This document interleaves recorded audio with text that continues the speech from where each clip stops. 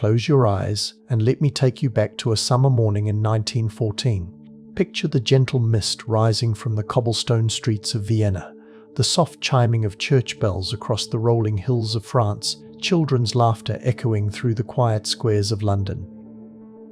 In this peaceful dawn, millions of people awakened, not knowing that their world, a world of kings and empires, of horse-drawn carriages and gaslit streets, was about to vanish forever. Tonight, as you drift towards sleep, we'll journey together through the story of the Great War, not as a tale of battles and statistics, but as the deeply human story of how ordinary people lived through extraordinary times. We'll walk with farmers who became soldiers, with mothers who became factory workers, with children who grew up too quickly in a world suddenly turned upside down. Before we begin this gentle journey through time, please take a moment to like this video if you find peace in these historical stories, subscribe for more sleep-friendly content, and share in the comments what periods of history bring you comfort and perspective. Now, settle back and let the weight of the day fall away as we return to that last innocent summer when Europe basked in the golden light of what historians would later call the twilight of the old world. In those final years before the storm, Europe existed in a state of elegant contradiction, a continent drunk on its own success yet haunted by whispers of change. Picture yourself walking through the gaslit boulevards of Paris in 1913, where electric street lamps were slowly replacing the gentle flicker of gas flames, where the clip-clop of horses' hooves on cobblestones mingled with the distant hum of the first automobiles. The Belle Époque, they called it, the beautiful era. And beautiful it was in its way. In Vienna, the last great emperor, Franz Joseph, still held court in the Hofburg Palace, his white whiskers and formal uniforms a living link to a medieval past that seemed as permanent as the Alps themselves. Every morning, he would rise before dawn to review documents written in the elaborate script of imperial bureaucracy, believing that duty and tradition could hold together an empire of 11 languages and countless dreams of independence. Across the continent in London, King Edward VII entertained his nephew Kaiser Wilhelm at elaborate state dinners, their conversation a mixture of family gossip and diplomatic chess moves. The British Empire stretched across a quarter of the globe, its navy ruling waves that carried Indian tea to English parlours and Australian wool to Yorkshire mills. The sun, they proudly said, never set on British territory, and in those golden afternoons it seemed it never would. But listen carefully to the sounds of that era, and you'll hear the subtle discordances beneath the harmony. In the cafes of Berlin, newspapers rustled with headlines about naval build-ups and colonial disputes. German industrialists, their factories filling the Ruhr Valley with smoke and prosperity, spoke increasingly of their nation's need for a place in the sun. The Kaiser himself, that troubled nephew of the English king, would pace the decks of his beloved warships, dreaming of the day German naval might would rival Britain's ancient mastery of the seas. In the great cities, new technologies were weaving the world together in ways previous generations could never have imagined. Telegraph wires stretched across continents, carrying messages that could travel from London to Calcutta in hours rather than months. The first telephones connected business districts, their tinny voices carrying news and gossip across miles of copper wire. Department stores rose like cathedrals to commerce, their plate glass windows displaying the mass-produced wonders of industrial civilization. Yet for all this modernity, the continent remained bound by ancient loyalties and newer fears. In the drawing rooms of St. Port Mole and Mole, Petersburg, Russian aristocrats waltzed to Strauss melodies, while their Tsar, Nicholas II, struggled with the weight of ruling 300 million subjects across 11 time zones. His empire stretched from the Baltic to the Pacific, but it was held together more by tradition and force than by any modern notion of national unity.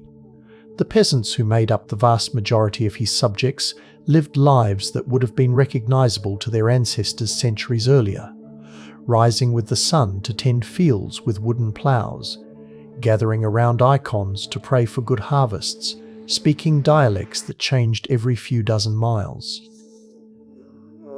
Yet even in the most remote villages, change was stirring. Railways now connected provincial towns to distant capitals, and young people were beginning to dream of lives beyond the endless cycle of planting and harvest. This was the paradox of pre-war Europe, a continent simultaneously more connected and more fragmented than ever before.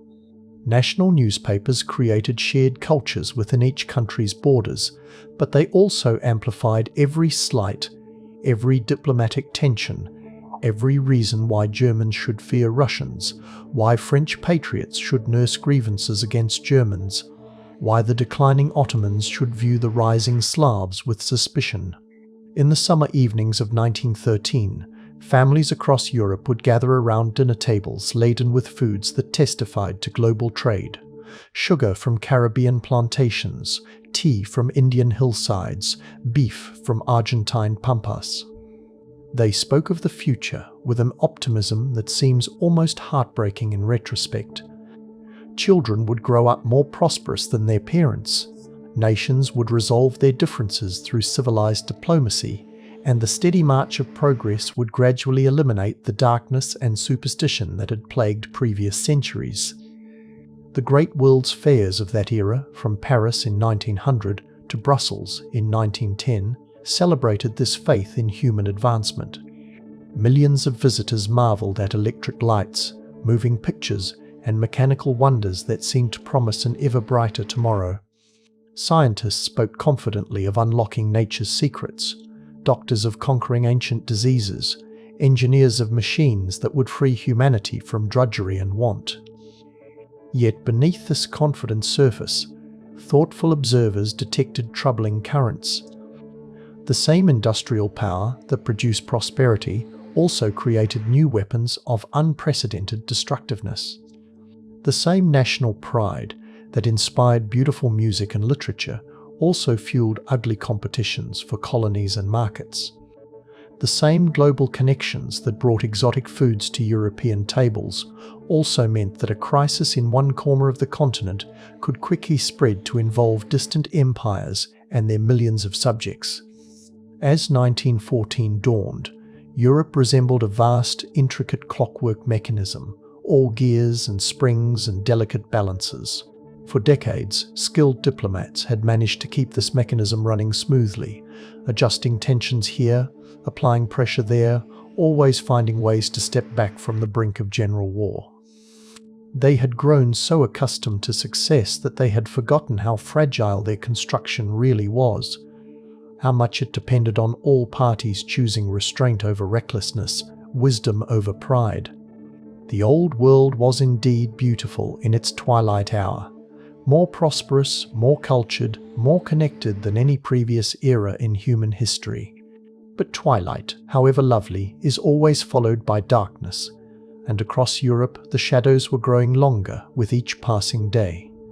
Imagine, if you will, a spider's web glistening with morning dew in a garden corner, each strand delicate yet strong, the whole structure trembling at the slightest touch.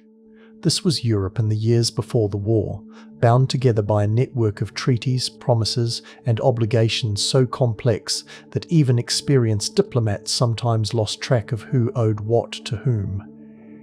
The web had been decades in the making, spun from the fears and ambitions of statesmen who believed they were creating stability, but were actually constructing the very mechanism that would make a continental war inevitable. Each alliance was defensive in nature, designed to protect its members from aggression, yet the sum of all these defensive arrangements created an offensive system where local conflicts could explode into global catastrophes. At the heart of this web lay the Triple Alliance, formed in 1882 when Germany, Austria, Hungary, and Italy bound themselves together in mutual defense. Picture Otto von Bismarck, the Iron Chancellor, in his study late one evening, his massive frame bent over maps and treaties as he calculated the balance of power with mathematical precision. For Bismarck, alliances were tools of statecraft, ways to isolate potential enemies and reassure nervous friends. Germany, he reasoned, needed allies to prevent the nightmare scenario of a two-front war against France and Russia simultaneously. The Austro-German partnership made sense. Two German-speaking empires sharing concerns about Slavic nationalism and Russian expansion. But the inclusion of Italy always carried an element of artificiality. The Italians had only recently unified their peninsula and harbored territorial ambitions against Austria-Hungary, particularly in the disputed regions of Trieste and the Tyrol. Their membership in the Triple Alliance was more a marriage of convenience than a union of hearts, and like many convenient marriages, it would not survive the first serious test. Across the diplomatic chessboard, France had spent the years after its defeat in the Franco-Prussian War of 1870 seeking to escape the isolation that Bismarck had so carefully constructed around it. The French Republic found its eventual partner in an unlikely place, the vast autocratic Russian Empire. The Franco-Russian alliance of 1894 joined a revolutionary republic to a medieval monarchy through the simple expedient of mutual fear. France dreaded German power, Russia needed French capital, and both saw advantages in forcing Germany to divide its attention between East and West. The final piece of the puzzle fell into place with the Entente Cordiale between Britain and France in 1904, followed by the Anglo-Russian Entente of 1907. Britain, the supreme naval power, had traditionally avoided continental entanglements, preferring the flexibility of splendid isolation. But Germany's decision to challenge British naval supremacy changed everything. Kaiser Wilhelm II's love affair with massive warships, his dream of a German navy that could rival Britain's, pushed the island kingdom reluctantly into European alliance politics. The British Foreign Secretary, Sir Edward Grey, often spoke of the balance of power as if it were a natural law, like gravity or thermodynamics. In his view, Britain's role was to prevent any single power from dominating Europe, which meant supporting whichever side seemed weaker at any given moment. But the new alliance system made such flexibility impossible.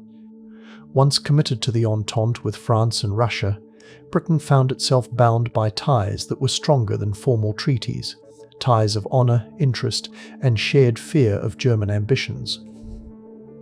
The tragedy of this system was that it made the wrong kind of sense to everyone involved. Each nation could point to genuine security concerns that justified its alliance commitments. Germans felt encircled by hostile powers and concluded they needed strong allies and a powerful military to break free from containment. French patriots remembered the humiliation of 1870 and believed only Russian partnership could restore their nation's security and dignity. Russian leaders worried about Austrian expansion in the Balkans and German support for Ottoman Turkey, both of which threatened traditional Russian spheres of influence.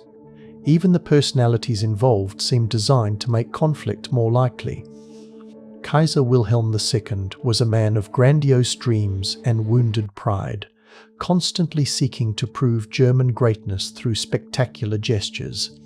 Tsar Nicholas II was weak where he should have been strong, indecisive in moments that called for leadership, yet stubborn about matters of prestige and honour. Emperor Franz Joseph of Austria-Hungary was old, tired, and increasingly pessimistic, yet determined to preserve his empire's dignity even if it meant risking its destruction. The alliance system created what historians would later call a security dilemma. Each nation's efforts to increase its own safety made its neighbours feel less secure, leading to arms races and increased tensions that ultimately made everyone less safe than before. Military planning became a crucial factor in this dangerous equation.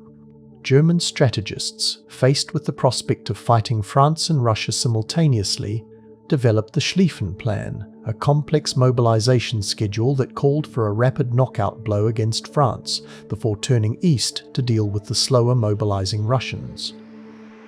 The plan was a masterpiece of military logistics, with train schedules worked out to the minute and mobilization procedures rehearsed until they became automatic.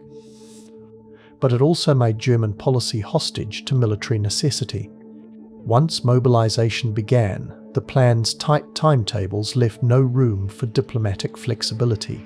Germany would have to attack through Belgium regardless of the political consequences, and it would have to do so quickly, regardless of whether France actually posed an immediate threat.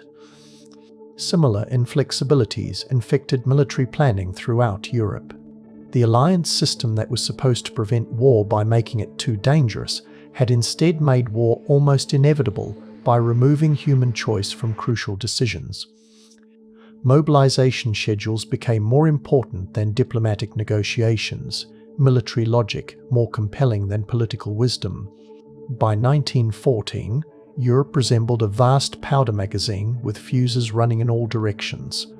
The treaties and alliances that were meant to provide security had instead created a mechanism where any significant crisis could trigger a general explosion. All that was needed was a spark in the right place at the right time, and that spark was about to come from an unlikely corner of Europe, in a city that most people had never heard of, on a summer morning that began like any other, but would end with the old world in flames. June 28, 1914 dawned warm and clear over Sarajevo, the sun rising gently over the Miljacka River and casting long shadows across the city's minarets and church spires. In the early morning light, this provincial capital of Bosnia-Herzegovina looked almost peaceful, a place where Ottoman, Austrian and Slavic influences had blended into something unique and, on most days, harmonious. But this was not to be a day like most others. Archduke Franz Ferdinand of Austria-Hungary, heir to the throne of the dual monarchy, was coming to inspect military maneuvers, and the city buzzed with the nervous energy that always accompanied imperial visits. Street sweepers had worked through the night to ensure every cobblestone gleamed, shopkeepers hung Habsburg flags from their windows, and local officials rehearsed their welcoming speeches one final time. Franz Ferdinand had not wanted to make this trip. At 51, he was a man who had found happiness late in life through his marriage to Sophie, Countess Chotek, a love match that scandalized the rigid Habsburg court because Sophie was considered insufficiently noble to be an empress. The couple had 3 young children waiting for them back in Vienna, and Ferdinand would have preferred to spend this summer Sunday with his family rather than fulfilling ceremonial duties in a restless province where Austrian rule was tolerated rather than beloved. Sophie, however, had insisted on accompanying her husband. In Bosnia, she could appear beside him as his equal, receiving the honors that Habsburg protocol denied her in Vienna. For one day, she would be treated as the future empress she could never officially become. It was a small compensation for years of court slights and social humiliation, and Ferdinand, who loved his wife deeply, was happy to give her this moment of dignity. As the couple dressed that morning in their suite at the Hotel Bosna, neither could have imagined that they were preparing for their own funeral. Ferdinand chose the uniform of a cavalry general, its blue tunic heavy with gold braid and decorations. Sophie selected a white dress and a large hat decorated with ostrich feathers, an outfit suitable for a summer day and formal occasions. They spoke quietly of the schedule ahead, a reception at City Hall, a visit to the museum, lunch with local dignitaries. Routine imperial duties that they had performed countless times in other corners of their vast empire. Across the city, 7 young men were also preparing for the day, but their preparations were of a very different nature. These were members of the Black Hand, a secret society dedicated to uniting all South Slavs under Serbian leadership and driving Austrian influence from the Balkans. They had spent weeks planning this moment, smuggling weapons from Serbia, studying the Archduke's route, positioning themselves at strategic points along the motorcade's path. The youngest of them was Gavrilo Princip, just 19 years old, a student who suffered from tuberculosis and harbored romantic notions about heroic sacrifice for his people's freedom. Princip had grown up in a peasant family in the remote mountains of Bosnia, where stories of Serbian medieval glory were passed down like sacred texts and Austrian rule was seen as foreign occupation. For him, killing the heir to the Habsburg throne was not murder, but a patriotic duty, a blow struck for South Slavic independence. The motorcade began its journey through Sarajevo at 10 a.m., 6 cars carrying the imperial couple and their entourage along the Apple Quay beside the river. Ferdinand and Sophie sat in the back of an open Greifenstift touring car, waving to the crowds that lined the streets. The morning sun was bright, the air warm with the promise of summer, and for a few moments the scene resembled a peacetime celebration rather than a prelude to catastrophe. The first assassination attempt came at 10:01 a.m. when the Delshko Radovij threw a bomb at the imperial car. But the device bounced off the folded roof and exploded under the following vehicle, wounding several officers but leaving Ferdinand and Sophie unharmed. The Archduke reportedly shouted, "The fellow is insane. Gentlemen, let us proceed with the program," and the motorcade continued towards City Hall. At the town hall reception, Ferdinand abandoned his prepared speech to express indignation at the attack. "Hello, Mr. Mayor," he said, his voice tight with controlled anger. "One comes here for a visit and is received by bombs. It is outrageous." But the ceremony proceeded, and afterward Ferdinand made a fateful decision. Instead of leaving Sarajevo immediately, he insisted on visiting the hospital to see the officers wounded in the bombing. It was an act of characteristic kindness that would cost him his life. The revised route should have taken the motorcade straight along the Apple Quay to avoid the city centre, where more assassins might be waiting. But in the confusion following the bombing, no one properly informed the drivers of the route change. When the first car turned right into Franz Joseph Street, following the original plan, Ferdinand's driver followed, only to be told he had made a mistake and should return to the Apple Quay. As the car stopped and began to reverse, it came to a halt directly in front of Schiller's Delicatessen, where Gavrilo Princip stood on the sidewalk, unable to believe his extraordinary luck. The target he had expected to miss entirely was now motionless, less than 5 feet away.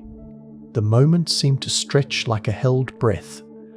The Archduke and his wife vulnerable in their open car, the young assassin with his Belgian pistol, the crowd of onlookers who had no idea they were about to witness history's pivot point.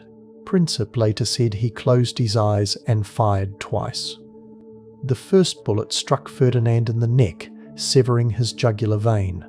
The second hit Sophie in the abdomen. For a moment the couple sat upright, and witnesses thought they might be unhurt. Then Sophie collapsed against her husband, and blood began to stain her white dress. Ferdinand, with his last strength, pleaded, "Sophie, Sophie, don't die. Stay alive for our children." But it was too late. By the time their car reached the governor's residence, both were dead. The woman who had wanted just one day to be treated as an empress had found it, but at the cost of her life. The man who might have reformed the Habsburg Empire and given its Slavic peoples the autonomy they craved would never have the chance. 2 shots fired by a tubercular teenager had ended 2 lives and lit the fuse that would explode the old world. The arrest of Princip was almost anticlimactic. The crowd, stunned by what they had witnessed, made no serious attempt to lynch him.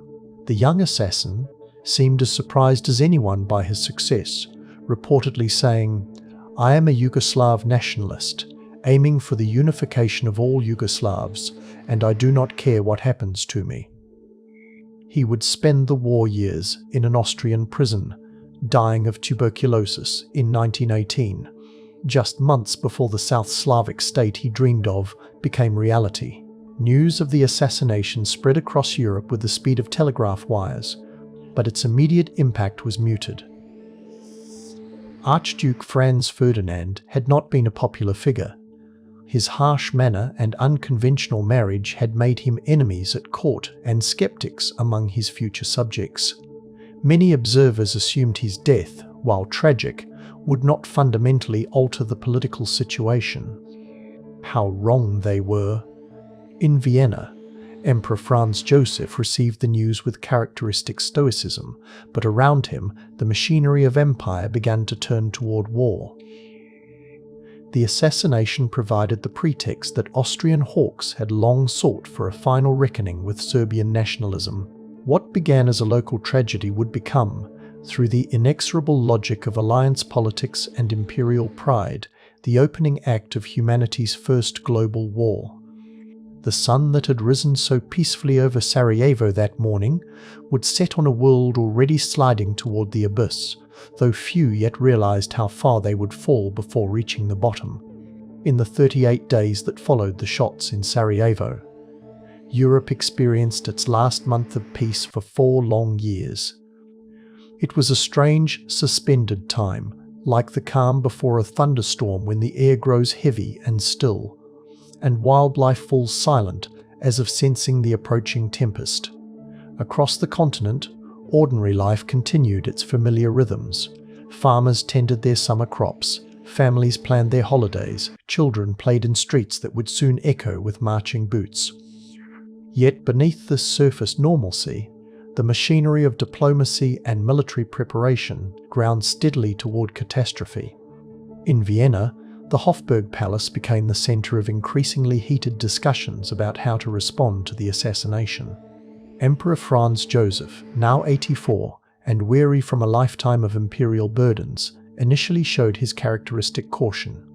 He had survived previous crises through careful diplomacy and measured responses, and his first instinct was to follow the same path.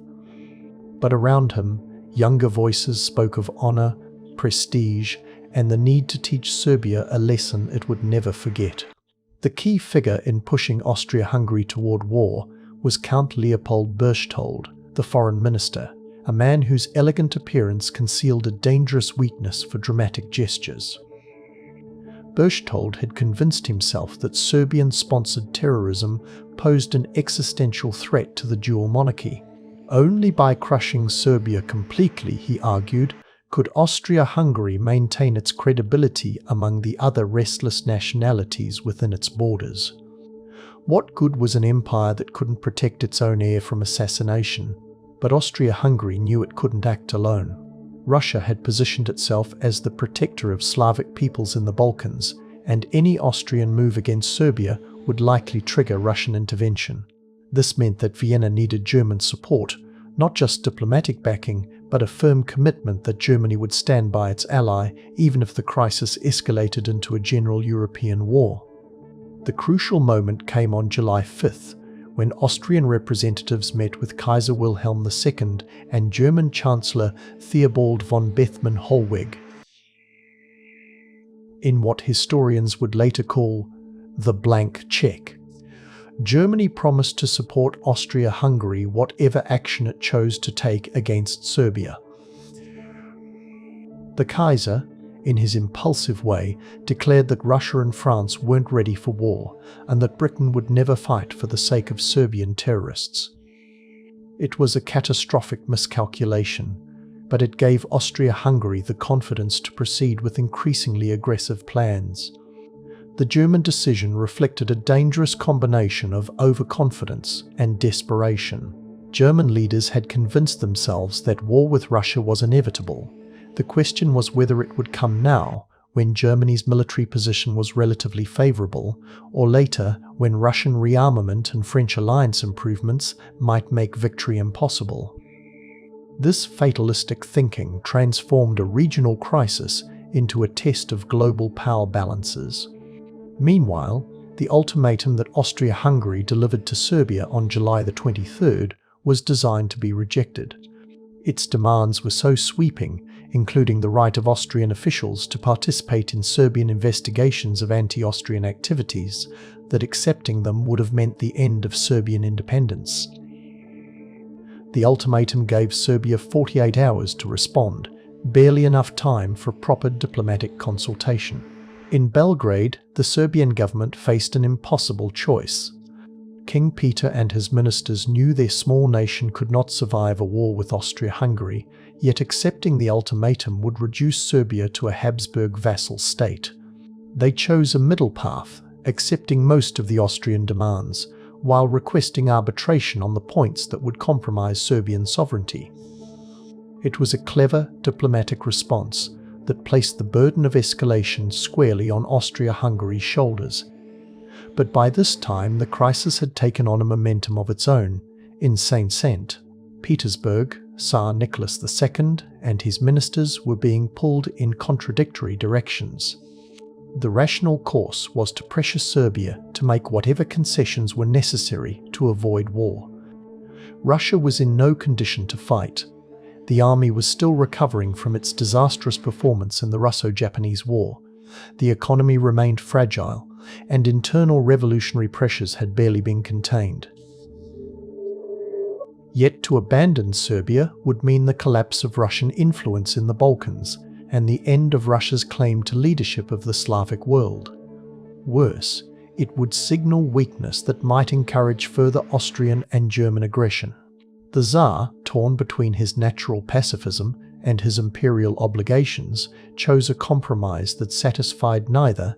He authorized partial mobilization against Austria-Hungary while hoping to avoid confrontation with Germany. This decision revealed the fatal flaw in the alliance system and military planning of the era.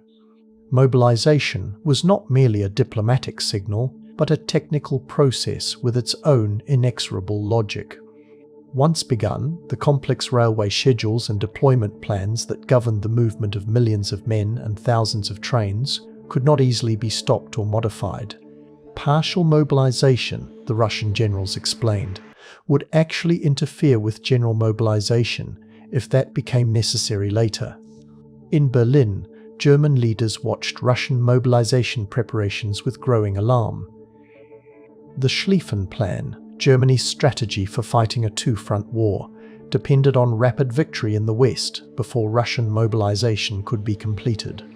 Any delay would allow Russia to bring its vast manpower advantage to bear, making German victory increasingly unlikely. Military necessity began to override diplomatic flexibility. The final week of July saw a frantic exchange of telegrams between the monarchs of Europe, cousins who addressed each other as Willie and Nicky, and seemed to believe that family relationships could somehow override the logic of power politics. Kaiser Wilhelm and Tsar Nicholas exchanged increasingly desperate messages, each promising peaceful intentions while military preparations accelerated around them. The tragedy of these final days was that several key leaders began to grasp the magnitude of what they had unleashed and tried desperately to pull back from the brink. The Kaiser, sobering up from his initial belligerence, began to pressure Austria-Hungary to accept Serbian concessions and negotiate. Sir Edward Grey in London proposed international mediation. Even Emperor Franz Joseph seemed to hesitate as the reality of general war became clear. But by then, the alliance system and mobilization schedules had created their own reality.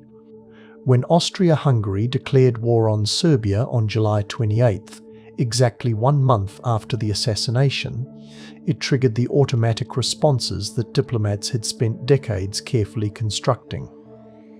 Russia could not abandon Serbia without losing credibility. Germany could not abandon Austria-Hungary without losing its only reliable ally. France could not abandon Russia without facing Germany alone. Britain could not abandon France without allowing German domination of Europe. Each nation's leaders convinced themselves they were acting defensively, responding to threats rather than creating them. Yet their collective defensive actions created an offensive system that made war inevitable. The local conflict between Austria-Hungary and Serbia became a continental war between alliances, and the Continental War would soon become a global catastrophe involving empires and colonies across every inhabited continent. As July drew to a close, the old diplomatic order that had maintained European peace since 1871 was collapsing with startling rapidity. The statesmen who had managed previous crises through careful negotiation and mutual restraint found themselves prisoners of the very mechanisms they had created to preserve peace. The last week of July 1914 marked not just the end of a month, but the end of an entire era of European civilization, an era that would be remembered once it was lost forever as a golden age of peace and prosperity that humanity would not see again for decades to come. On the evening of August 1st, 1914, as church bells tolled across the darkening cities of Europe, something unprecedented in human history began to unfold. Not since the barbarian migrations of the Dark Ages had so many people been set in motion so quickly, but this movement was different, organized, systematic, and terrible in its efficiency. The mobilization orders that went out that night would transform 15 million men from farmers, clerks, students, and shopkeepers into soldiers, and would set in motion the machinery that would consume a generation. Picture the scene in Berlin as the Kaiser's mobilization order was posted outside the royal palace. Crowds gathered in the gaslight, reading the proclamation in stunned silence before erupting into a mixture of cheers and tears. Young men embraced each other with wild enthusiasm, singing patriotic songs and shouting promises to be home before the leaves fall. Women wept openly, some from pride, others from an indefinable dread that seemed to settle over the city like fog from the Spree River. The transformation was almost magical in its speed. Within hours, the familiar rhythms of civilian life gave way to something entirely new. Railway stations that had been quiet suburban stops became scenes of barely controlled chaos as reservists reported for duty. The ornate waiting rooms of the Anhalter Bahnhof in Berlin, designed for the comfort of peacetime travellers, now echoed with the tramp of military boots and the shouted orders of sergeants trying to organize thousands of confused civilians into military units. In the countryside, the mobilization meant something different but equally profound. Picture a small farm in Bavaria, where Hans Moller had been harvesting wheat with his 2 sons. The mobilization notice arrived with the Morning Post, carried by a bicycle-riding postman whose usual cheerful demeanor had been replaced by grave formality. Hans read the paper twice, as if hoping the words might change, then walked slowly to the barn where his sons were feeding the cattle. By evening, both young men were gone, leaving only promises to write often and return quickly once Germany had taught its enemies the folly of challenging the fatherland. The efficiency of the mobilization was terrifying in its precision. German railway officials had spent years perfecting their schedules, calculating exactly how many trains would be needed to transport each corps to its designated position, how long each journey would take, which stations could handle the largest loads. Every railroad bridge, every tunnel, every station platform had been surveyed and mapped. The result was a transportation miracle and a humanitarian catastrophe. Across the Rhine, French mobilization proceeded with equal efficiency but a different emotional tone. Where German crowds sang of glory and conquest, French gatherings were more somber, more conscious of what was at stake. France had not forgotten 1870, when Prussian armies had marched through the Arc de Triomphe and imposed a humiliating peace. This time would be different, the speakers promised. This time, France would not stand alone. In the small towns of Provence and Normandy, the tocsin, the ancient alarm bell, summoned men to their colours with a sound that seemed to echo from the medieval past. Pierre Dubois, a winemaker from Champagne, kissed his wife goodbye at the train station in Reims and promised to be home for the harvest. He was 28 years old, the father of 2 small children, and had never been farther from home than Paris. Now he was bound for the German frontier, carrying a rifle he barely knew how to use and harboring a growing certainty that this war would be unlike anything anyone expected.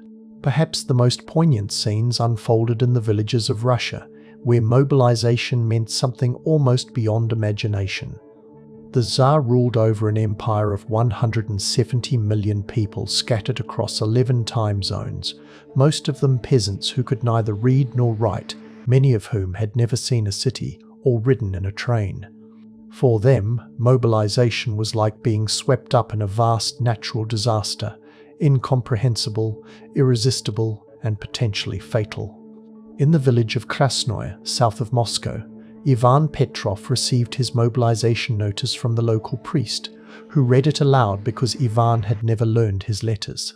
The summons commanded him to report to the district capital within 3 days, bringing only what he could carry. Ivan had never been more than 20 miles from the farm where he was born. He spoke only Russian and a few words of the local dialect.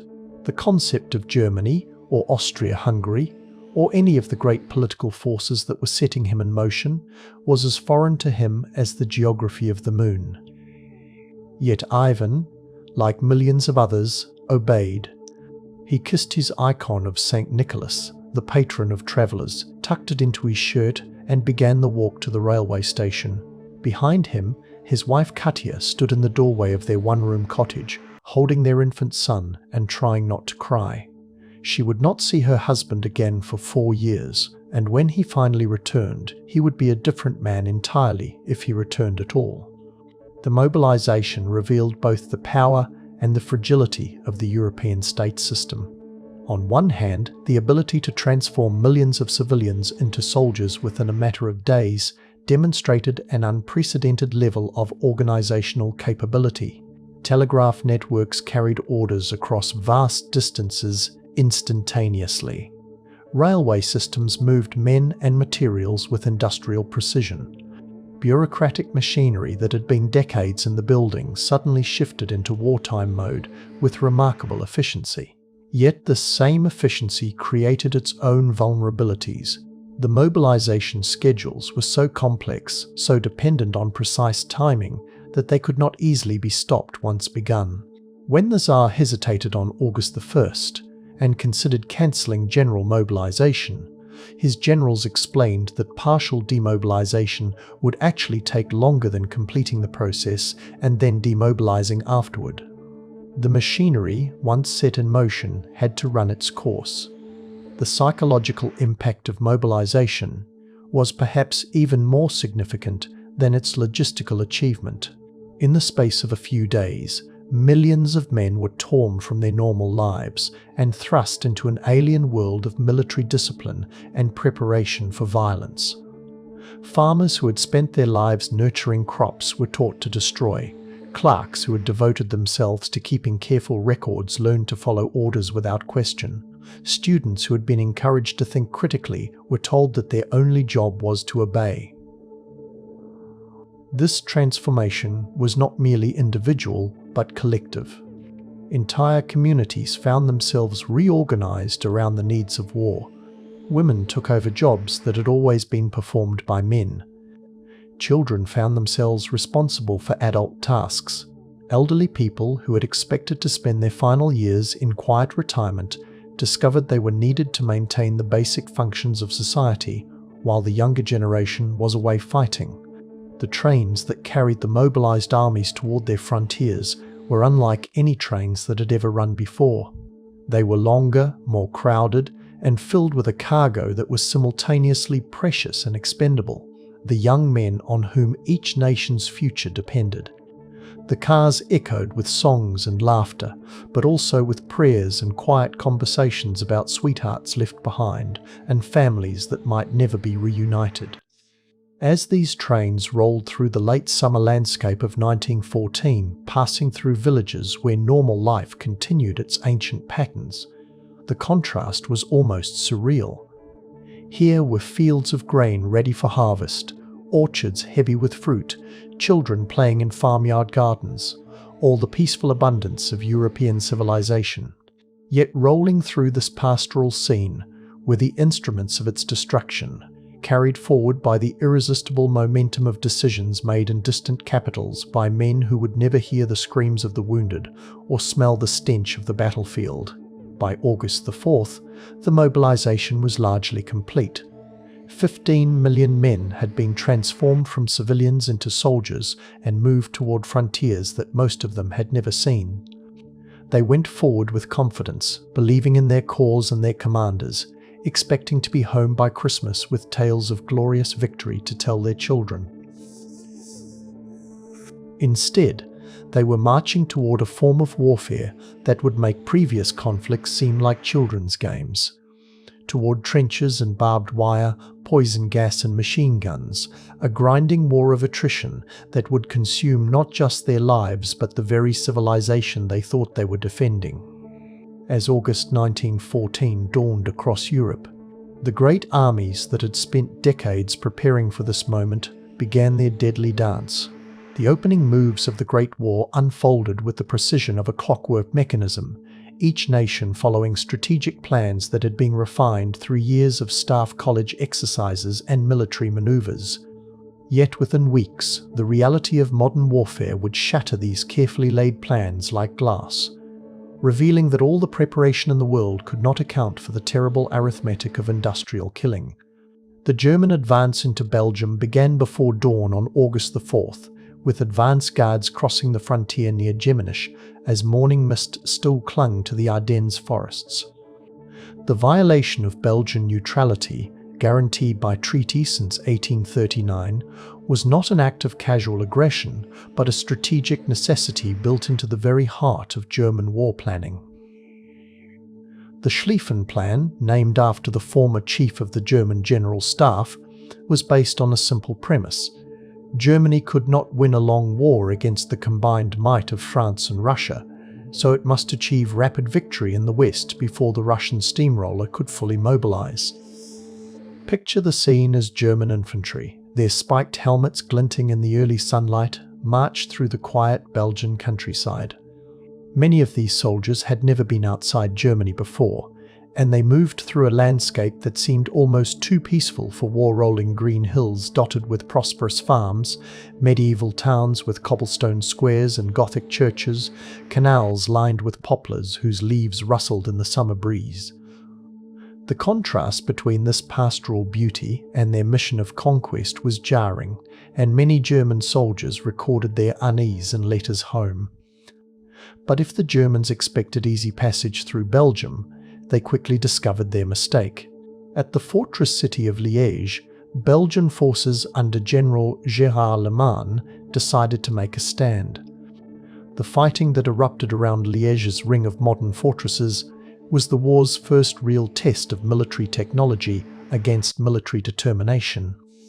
The Germans brought up massive siege guns, including the famous Big Bertha howitzers that fired shells the size of small automobiles to reduce the Belgian positions. Yet it took them nearly 2 weeks to crack the defences. 2 weeks that the Schlieffen Plan could not afford to lose. The delay at Liège had consequences that rippled across the entire European theatre. In London, the British government used the violation of Belgian neutrality to justify declaring war on Germany, bringing the Royal Navy and the British Expeditionary Force into the conflict. In Paris, French commanders gained precious time to complete their own mobilization and deploy forces to meet the German assault. In St. and St. Petersburg, Russian generals accelerated their mobilization schedule, launching attacks into East Prussia sooner than anyone had expected. Meanwhile, French forces were implementing their own strategic vision, Plan 16, which called for immediate offensive action to retake the provinces of Alsace and Lorraine lost in the Franco-Prussian War of 1870. French soldiers, dressed in the blue coats and red trousers that made them perfect targets for modern rifles, advanced into contested territory with an élan that their commanders believed could overcome any material disadvantage. The French military doctrine of the era emphasized moral force over firepower, believing that aggressive infantry charges could break any defensive position if executed with sufficient determination. The reality proved horrifically different. In the Battle of the Frontiers, fought along the Franco-German border during the 3rd week of August, French attacks ran headlong into German positions defended by machine guns and rapid-fire artillery. The red trousers that French soldiers wore as a point of national pride became symbols of tragedy as casualty lists grew longer each day. In a single day at the Battle of Rossignol, The French colonial troops lost nearly 11,000 men, an entire division wiped out in a few hours of fighting. The human cost of these opening battles was staggering, but it was also strangely invisible to the civilian populations who waited anxiously for news. Military censorship meant that newspapers could only report vague accounts of successful advances and strategic withdrawals. Families receiving letters from the front found them heavily edited by military censors, with entire passages blacked out and only cheerful platitudes allowed to pass. The reality of modern warfare, the screams of wounded men, the stench of corpses rotting in no man's land, the shell shock that left survivors trembling and unable to speak, remained hidden from those who had sent their sons and husbands off to war with bands playing and flags waving. By the end of August, the German right wing had swept through Belgium and northern France, approaching to within 30 miles of Paris. The French government prepared to evacuate to Bordeaux, and many Parisians fled southward, clogging the roads with refugees and their belongings. It seemed that the Schlieffen Plan might succeed after all, that Germany would achieve the rapid victory in the west that would allow it to turn its full attention to Russia. But the plan was already showing fatal flaws. The German forces, after marching hundreds of miles and fighting continuous battles, were exhausted. Their supply lines, stretched across the devastated Belgian countryside, could barely keep up with the advancing armies. Most critically, the plan's original architect, Alfred von Schlieffen, had died in 1913, and his successor, Helmuth von Moltke the Younger, had made modifications that weakened the crucial right wing just when it needed maximum strength. The climactic moment came during the first week of September, in the rolling countryside east of Paris, where the Marne River winds through farmland that had been peaceful for more than 40 years. General Joseph Joffre, the French commander-in-chief, had been steadily retreating since the war began, trading space for time while he assembled forces for a counterattack. Now, with German armies strung out across northern France and showing signs of exhaustion, he sensed his moment had come. The Battle of the Marne, fought from September 6–12, 1914, would later be called the Miracle of the Marne, but those who lived through it experienced it as a confused, desperate struggle across a front stretching nearly 200 miles. French forces, reinforced by the small British Expeditionary Force, launched attacks against German positions while Parisian taxicabs, in a scene that would become legendary, ferried reserve troops to the front. The fighting raged through wheat fields and vineyard slopes, in village streets and around railway junctions, anywhere that men with rifles could find cover and concealment. The decisive moment came when German forces, recognizing that their offensive had failed, began a strategic withdrawal to more defensible positions along the Aisne River. It was a tactical retreat conducted with typical German efficiency, but it marked the end of the war of movement in the West. The Schlieffen Plan had failed by the narrowest of margins, and with its failure, Germany found itself committed to exactly the kind of two-front war that it had sought to avoid. The retreat from the Marne was also a psychological watershed. German soldiers, who had marched into Belgium 6 weeks earlier expecting to be home by Christmas, now found themselves digging trenches for what was clearly going to be a longer struggle. French soldiers, who had retreated for 6 weeks, suddenly discovered that they could stop the German advance and even push it back. British forces, blooded in their first major European campaign since Waterloo, learned that this was going to be a very different kind of war than the colonial conflicts they were used to fighting. As September turned to October, the armies that had been locked in mobile combat began the process that military historians call the race to the sea. Each side attempted to outflank the other, extending their lines northward towards the English Channel in a series of leapfrogging movements that gradually created a continuous front from the Swiss border to the North Sea. It was during this phase that the war's character definitively changed from a conflict of movement to one of position, from a test of strategic planning to a trial of national endurance. The transformation was visible in the landscape itself. Fields that had been golden with grain in August were now scarred by shell craters and littered with the debris of war. Villages that had stood unchanged for centuries were reduced to rubble by artillery bombardments. Roads that had carried farmers to market now served as supply routes for armies. The very geography of Europe was being rewritten by the demands of industrial warfare. By November 1914, the opening phase of the Great War was over. The swift campaigns that both sides had planned had given way to something unprecedented in military history. A continuous line of fortifications stretching across an entire continent, manned by millions of soldiers who were learning to live like moles in a landscape transformed into a moonscape of mud, wire, and death. The war that was supposed to last weeks was settling into a pattern that would persist for 4 horrible years, consuming not just armies but entire generations, and changing forever the world that had given it birth. As the autumn rains of 1914 began to fall across northern France and Belgium, something unprecedented in the history of warfare began to emerge from the muddy fields and shattered villages. What started as desperate soldiers scraping shallow foxholes for protection against enemy fire gradually evolved into an elaborate system of underground cities that would house millions of men for 4 grinding years. The trenches of the Western Front became not just military positions, but a complete alternative world with its own geography, customs, and unforgiving laws of survival. Picture the first tentative excavations, begun by exhausted soldiers who had marched and fought through the opening campaigns of the war. These men, who had expected to be home by Christmas, now found themselves wielding shovels instead of rifles, digging into the earth like primitive ancestors seeking shelter from an eternal storm.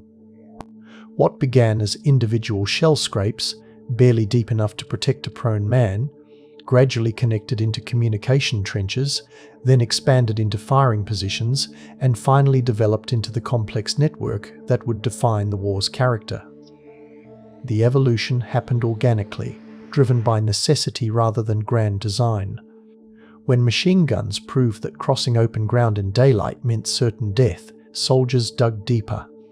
When artillery made surface movement impossible, they carved tunnels between positions. When winter came and brought freezing rain that turned everything to mud, they built wooden walkways and drainage systems. Each innovation in protection prompted counter-innovations in destruction, creating an endless cycle of engineering improvisation. By the spring of 1915, the trench systems had developed their own distinctive architecture. The frontline trenches, closest to the enemy, were built in zigzag patterns to prevent enfilade fire and limit the damage from direct hits. Behind these lay support trenches, then reserve trenches, all connected by communication trenches that ran roughly perpendicular to the front. The whole system resembled a vast spiderweb spun across the landscape, with strong points at crucial junctions and dugouts carved deep into the earth wherever the geology permitted. Living in this underground world required adaptations that no military manual had ever contemplated. Soldiers learned to sleep standing up, leaning against trench walls, because lying down often meant lying in water. They developed an acute sensitivity to sounds, the whistle of incoming shells, the rattle of machine guns, the peculiar silence that preceded an attack. They became connoisseurs of mud, able to distinguish between the sticky clay that clung to everything and the liquid soup that could swallow a man whole. The daily routine of trench life followed rhythms that were both monotonous and terrifying. Before dawn came the stand-to, when every man manned the firing step and watched for enemy movement in the grey light. Dawn and dusk were the most dangerous times, when low light made it difficult to see attackers but easy to silhouette defenders. After stand-to came the inspection of rifles, the distribution of rations, the endless maintenance work that kept the trenches from collapsing into the earth from which they had been carved. Daytime brought its own peculiar routine. Open movement was impossible under enemy observation, so life retreated underground. Soldiers wrote letters home, cleaned their equipment, slept when exhaustion overcame the constant noise of war. The lucky ones might be detailed to relatively safe jobs, carrying supplies, digging new positions, or manning observation posts. The unlucky drew duties that exposed them to sniper fire, or required ventures into the nightmare landscape of no man's land. Food in the trenches became an obsession that consumed enormous mental energy. The official rations, canned beef, hardtack biscuits, tea and jam, provided minimal nutrition and no psychological comfort. Everything tasted of mud and metal. Hot food was a luxury that required careful timing to avoid attracting enemy fire when smoke from cooking stoves became visible. Soldiers developed elaborate trading systems, exchanging tobacco for chocolate, letters from home for extra socks, anything to break the monotony of military cuisine. Water was even more precious than food. The frontline trenches often lacked clean water sources, and every drop had to be carried forward under cover of darkness. Shell craters filled with rainwater, but this was often contaminated with corpses, poison gas residue, or human waste. Soldiers learned to purify water with iodine tablets, to ration it carefully, and to treat a hot cup of tea as one of life's supreme pleasures.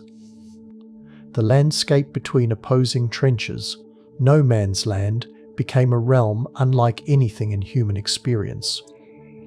By day, it appeared empty except for the debris of war, broken wire entanglements, shell craters, the occasional glimpse of something that might once have been human. But this emptiness was deceptive. Snipers watched every movement through telescopic sights. Machine guns were trained on every gap in the wire. Artillery observers plotted coordinates for every visible target. At night, no man's land came alive with deadly activity. Patrols crept forward to gather intelligence or capture prisoners. Repair parties rushed to fix damaged wire or fill in shell holes. Stretcher bearers searched for wounded who might still be saved. Sometimes opposing patrols would stumble into each other in the darkness, leading to brief, vicious firefights that ended as quickly as they began, leaving both sides wondering what had happened and whether anyone had survived. The psychological impact of trench warfare was as devastating as its physical toll. Soldiers lived in constant proximity to death, not just the heroic death of battlefield charges, but the random, meaningless death that came from a sniper's bullet, a stray shell, or a trench collapse. They developed superstitions and rituals designed to create some illusion of control over forces that were fundamentally beyond human control. Lucky charms, religious medals, photographs of loved ones, anything that might tip the scales of survival in their favor.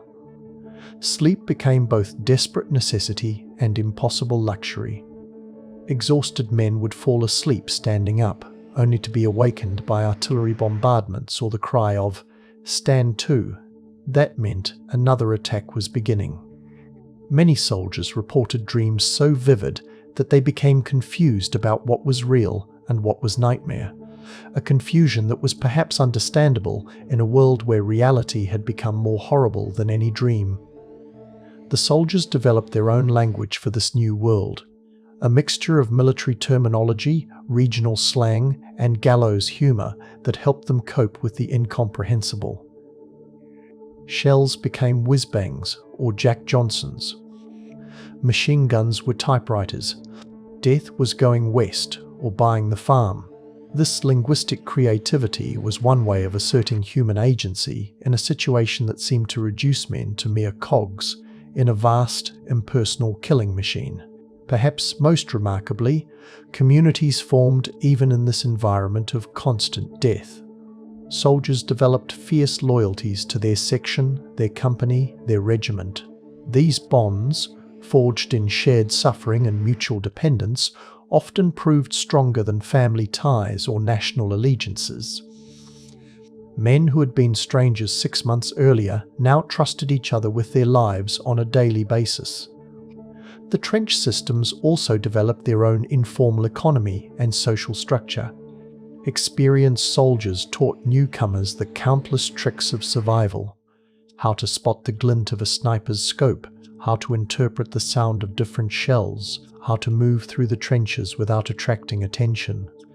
Veterans who had survived the opening battles of the war became repositories of hard-won wisdom, their experience literally a matter of life and death for the recruits who continued to arrive at the front. As 1915 progressed into 1916 and 1916 into 1917, the trenches became more elaborate and more permanent. What had begun as temporary expedients now included underground hospitals, telephone exchanges, ammunition dumps, and even recreational facilities. Some German positions featured concrete bunkers 40 feet underground, complete with electric lighting and ventilation systems. The Western Front had become a vast underground city, populated by millions of soldiers who had learned to live like moles in a world where the surface meant death.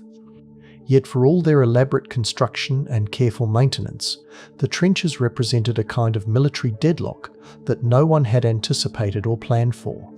They protected the soldiers within them from enemy fire, but they also trapped those same soldiers in a narrow strip of devastated landscape where movement in any direction meant crossing kill zones swept by machine guns and artillery.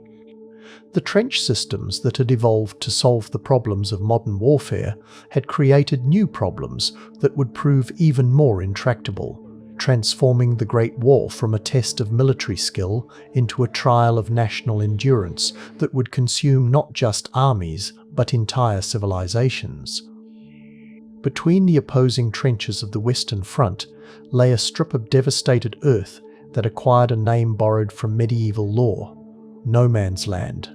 This space, ranging from 50 yards to half a mile in width, became the most dangerous and psychologically haunting landscape in human history. By day, it appeared empty except for the scattered debris of war, coils of barbed wire, waterlogged shell craters, broken equipment, and the occasional glimpse of something that had once been human. But this apparent emptiness concealed a realm where death waited with infinite patience and perfect aim. No man's land was created by the peculiar mathematics of industrial warfare. Machine guns, perfected in the decades before the war, could fire 600 rounds per minute with deadly accuracy up to 2,000 yards.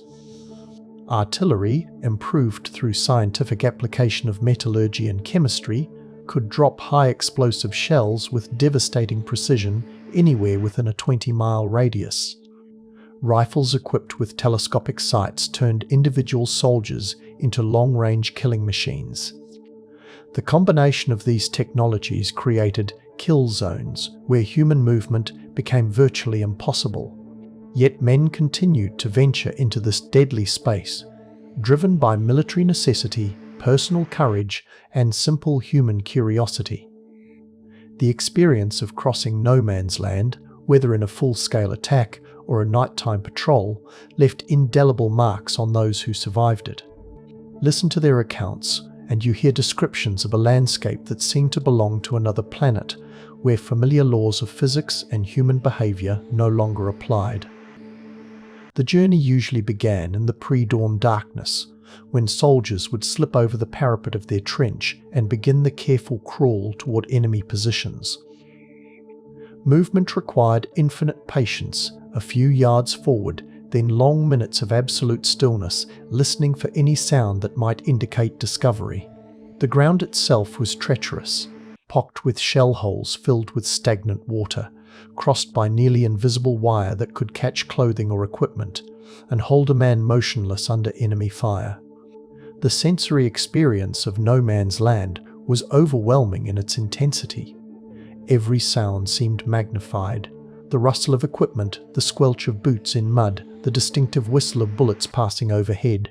Soldiers developed an acute sensitivity to these sounds, able to distinguish between the crack of a sniper rifle and the ratter of a machine gun, between the whistle of an incoming shell and the buzz of fragments from a near miss.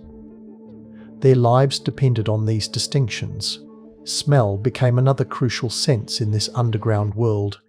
The sweet, sickly odour of decomposing bodies mixed with the acrid stench of high explosives and the metallic taste of cordite. Poison gas, when the wind was wrong, brought its own distinctive warnings. The smell of cut grass for phosgene, bitter almonds for hydrogen cyanide, garlic for mustard gas. Soldiers learned to sleep with one hand on their gas masks, ready to don protection in the seconds that might mean the difference between life and a choking death. The visual landscape of no man's land defied human comprehension. Shell craters, some large enough to hide a platoon, filled with water that reflected the constant flicker of star shells and flares. Barbed wire, arranged in patterns of mathematical precision, created geometric designs that looked almost artistic until you realized their deadly purpose. Trees, stripped of leaves and bark by shell fragments, stood like skeletal fingers against the sky. The few buildings that remained were reduced to abstract sculptures of broken stone and twisted metal. But it was the human remains scattered across this landscape that left the deepest psychological scars. Bodies lay where they had fallen, sometimes for months, gradually becoming part of the terrain itself. Soldiers learned to navigate by these grisly landmarks. The German machine gunner slumped over his weapon near the ruined farmhouse, the British officer hanging motionless on the wire, the French poilu whose blue coat had faded to the same grey as the mud that surrounded him. The official attacks that periodically swept across no man's land were exercises in organised insanity. Thousands of men would rise simultaneously from their trenches and advance in waves toward enemy positions, walking rather than running, because experience had shown that men who ran quickly became exhausted and made poor targets for their own supporting fire. The advancing soldiers carried enormous loads, rifle and ammunition, entrenching tools, water bottles, first aid kits, sometimes special equipment for cutting wire or destroying strong points. The choreography of these attacks followed patterns that became grimly familiar. First came the artillery bombardment, designed to destroy enemy wire and suppress defensive fire. The sound was indescribable, a continuous roar that seemed to come from the earth itself, punctuated by the higher notes of exploding shells and the crash of collapsing buildings. Men in the frontline trenches would huddle in their deepest dugouts, enduring hours of bombardment that left even veterans shaking with nervous exhaustion. Then came the whistle, the signal to go over the top. Soldiers would climb ladders or scaling poles to emerge from their underground world into the chaos above. The first moments were often the most dangerous, as machine gunners who had survived the bombardment opened fire on targets silhouetted against the sky. Men would fall back into their own trenches, shot before they had taken a single step forward. Others would make it a few yards before being caught in the wire, where they would hang like scarecrows until death released them from their metal prison.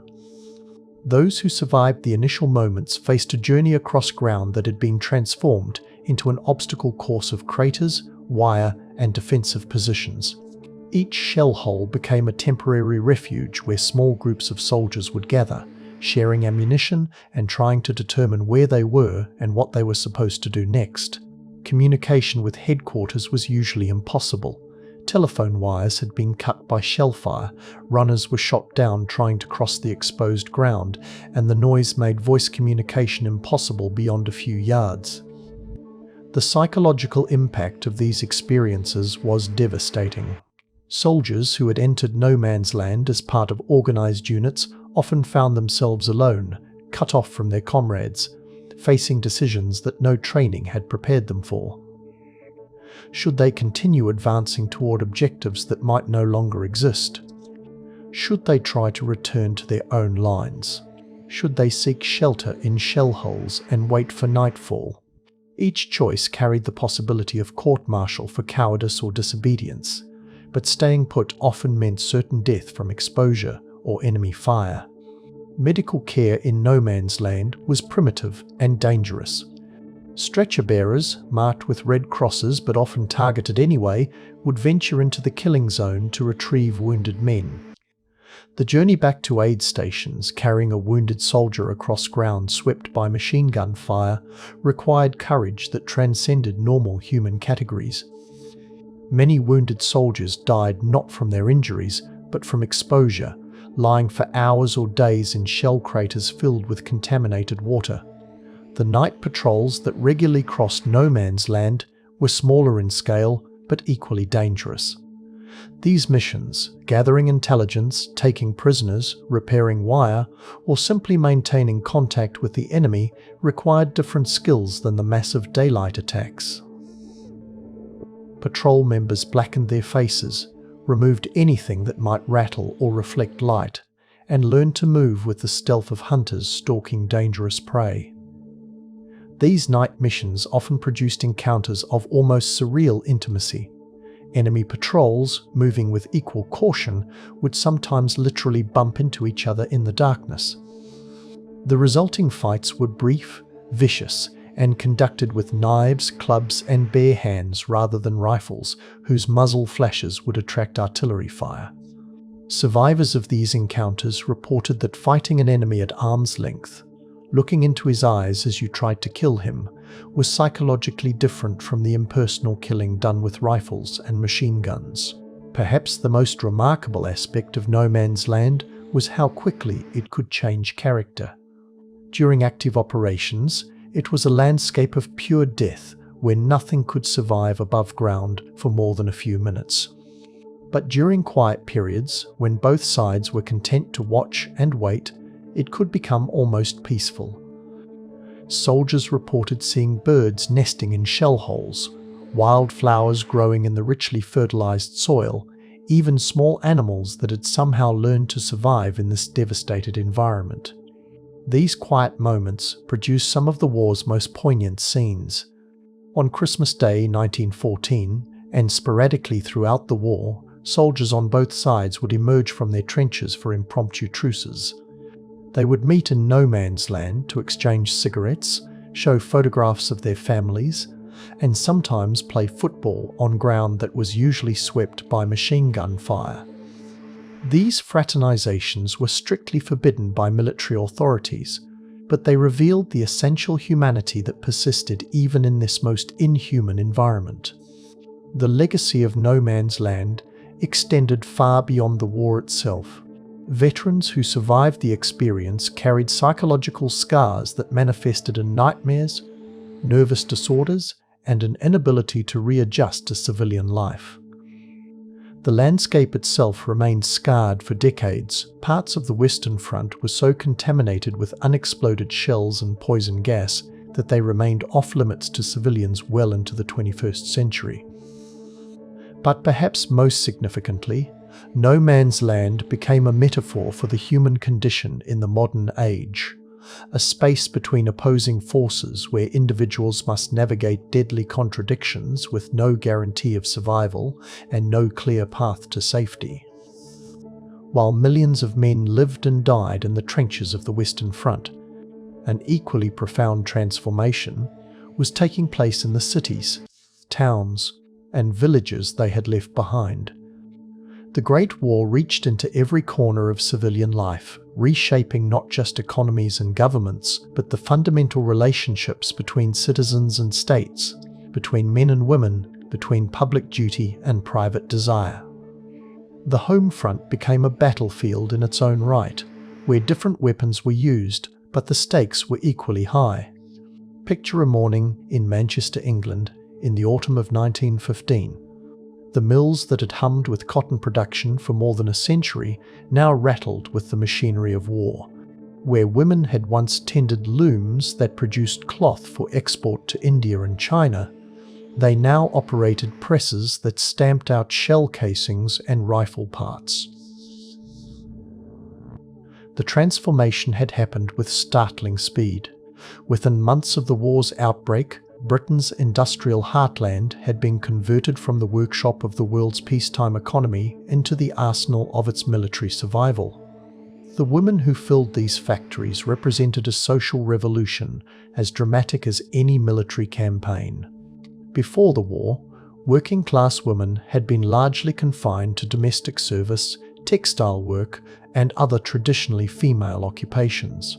Middle-class women were expected to manage households and raise children, their participation in public life limited to charitable activities and social reform movements. The war swept away these restrictions with the simple expedient of necessity.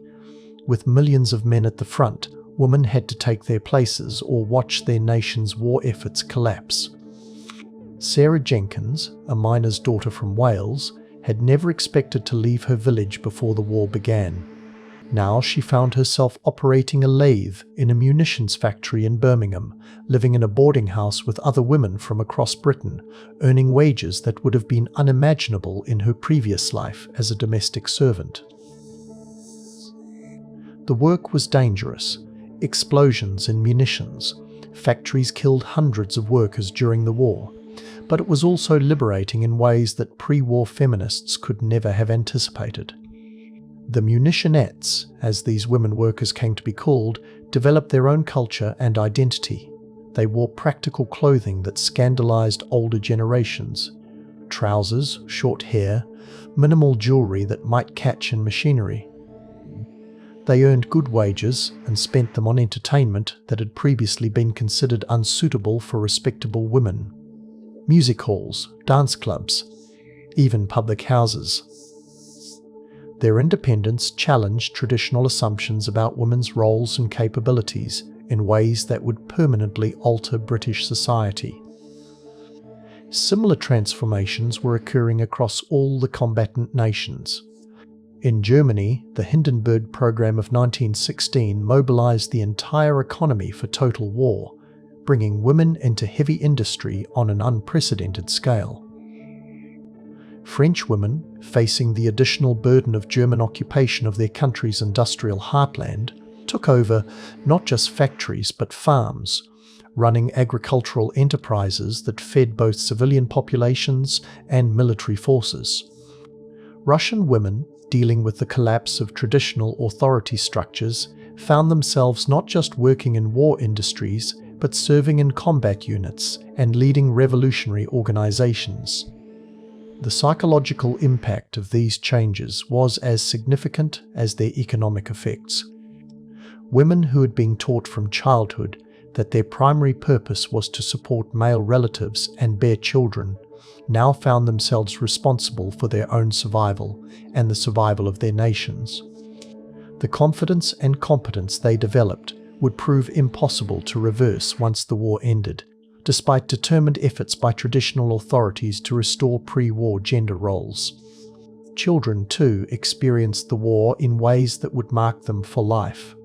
Schools were transformed into centers of patriotic education, where pupils were taught to view enemy nations not as foreign peoples with different interests, but as embodiments of evil that had to be destroyed.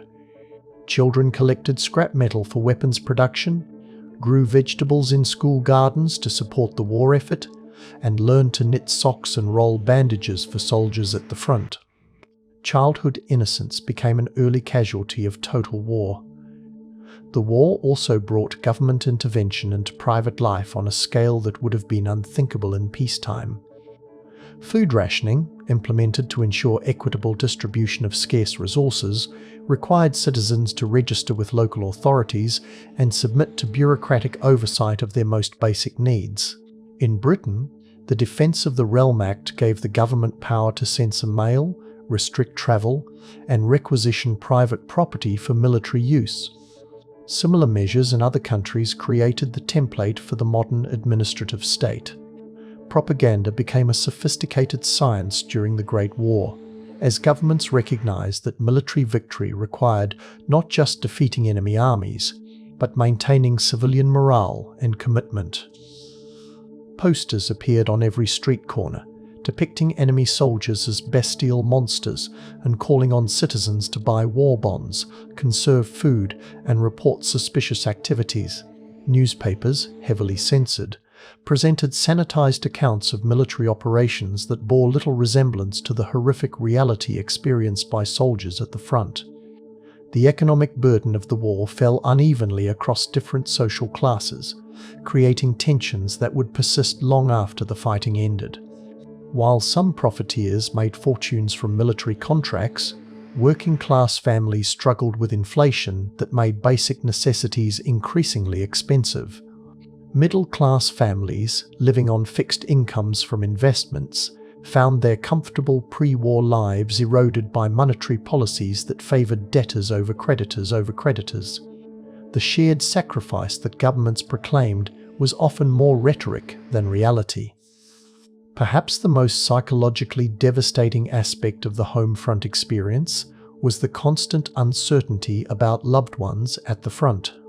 Families would go weeks without news, then receive letters that had been so heavily censored that they conveyed little information about their sender's actual condition.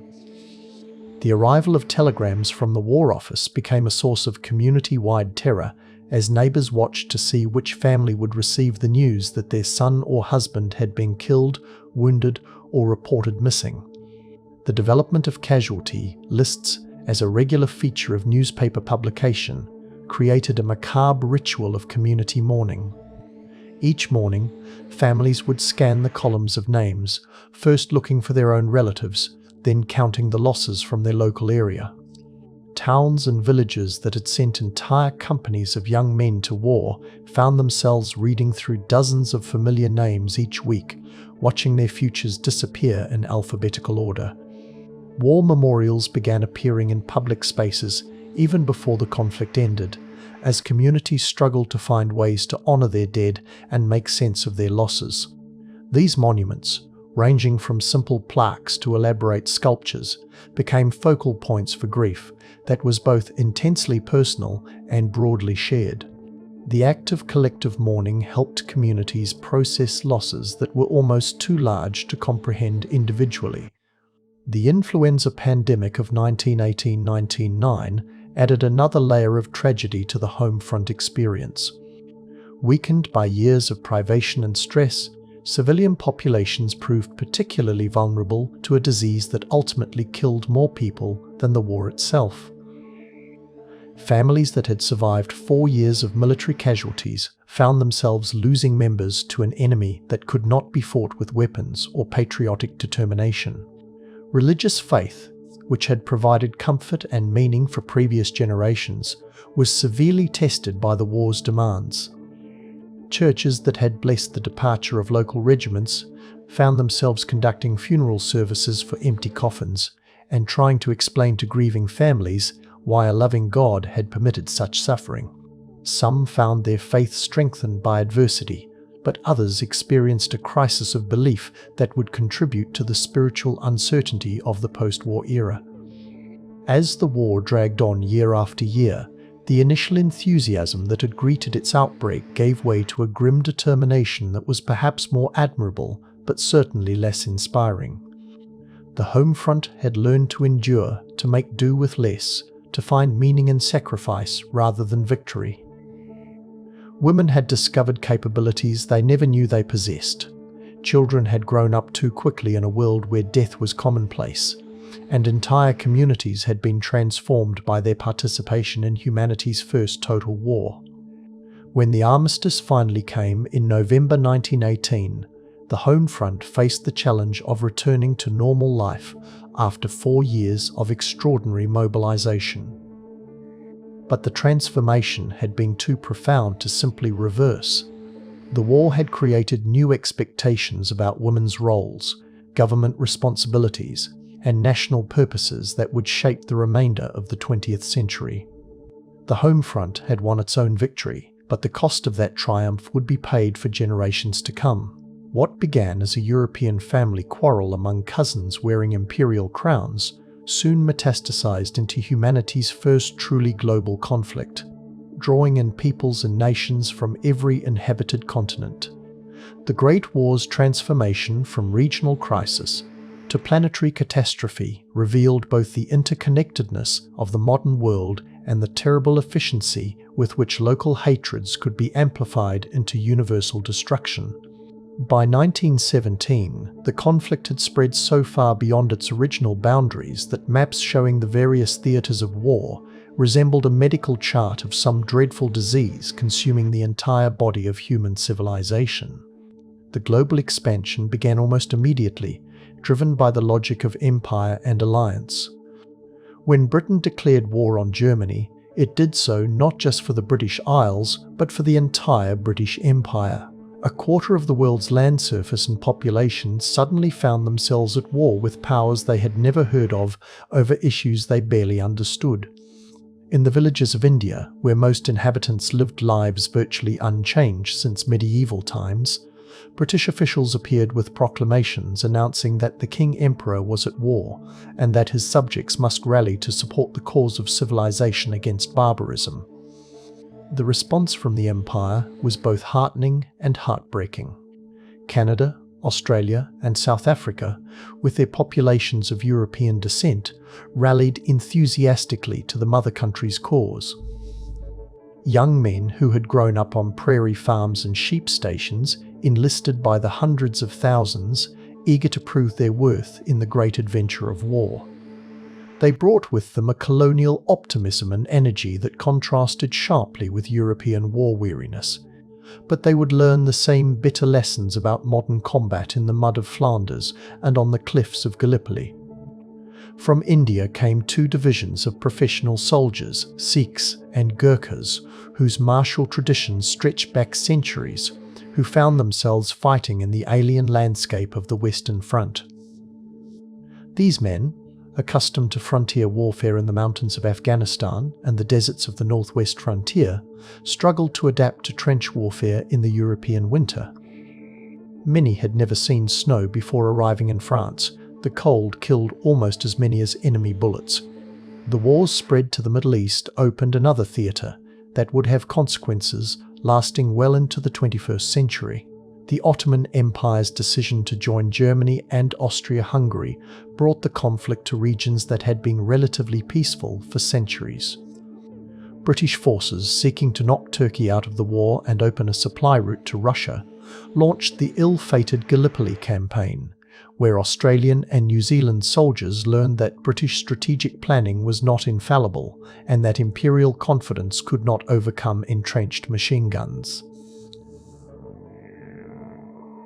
In the deserts of Arabia, a more successful but equally consequential campaign unfolded as British agents, led by the enigmatic T.E. Lawrence, encouraged Arab revolt against Ottoman rule. The promises made to Arab leaders during this campaign, independence in exchange for military support, would later conflict with secret agreements Britain had made with France about dividing Ottoman territories between themselves after the war. The contradictions built into this diplomacy would plague the Middle East for generations. Africa too became a theatre of war, as German colonies found themselves surrounded by British, French, and Belgian territories.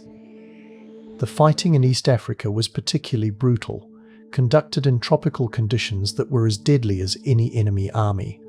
German Colonel Paul von Lettow-Vorbeck led a brilliant guerrilla campaign that tied down Allied forces far in excess of his own small army, demonstrating that European military superiority was not absolute even against supposedly inferior colonial forces.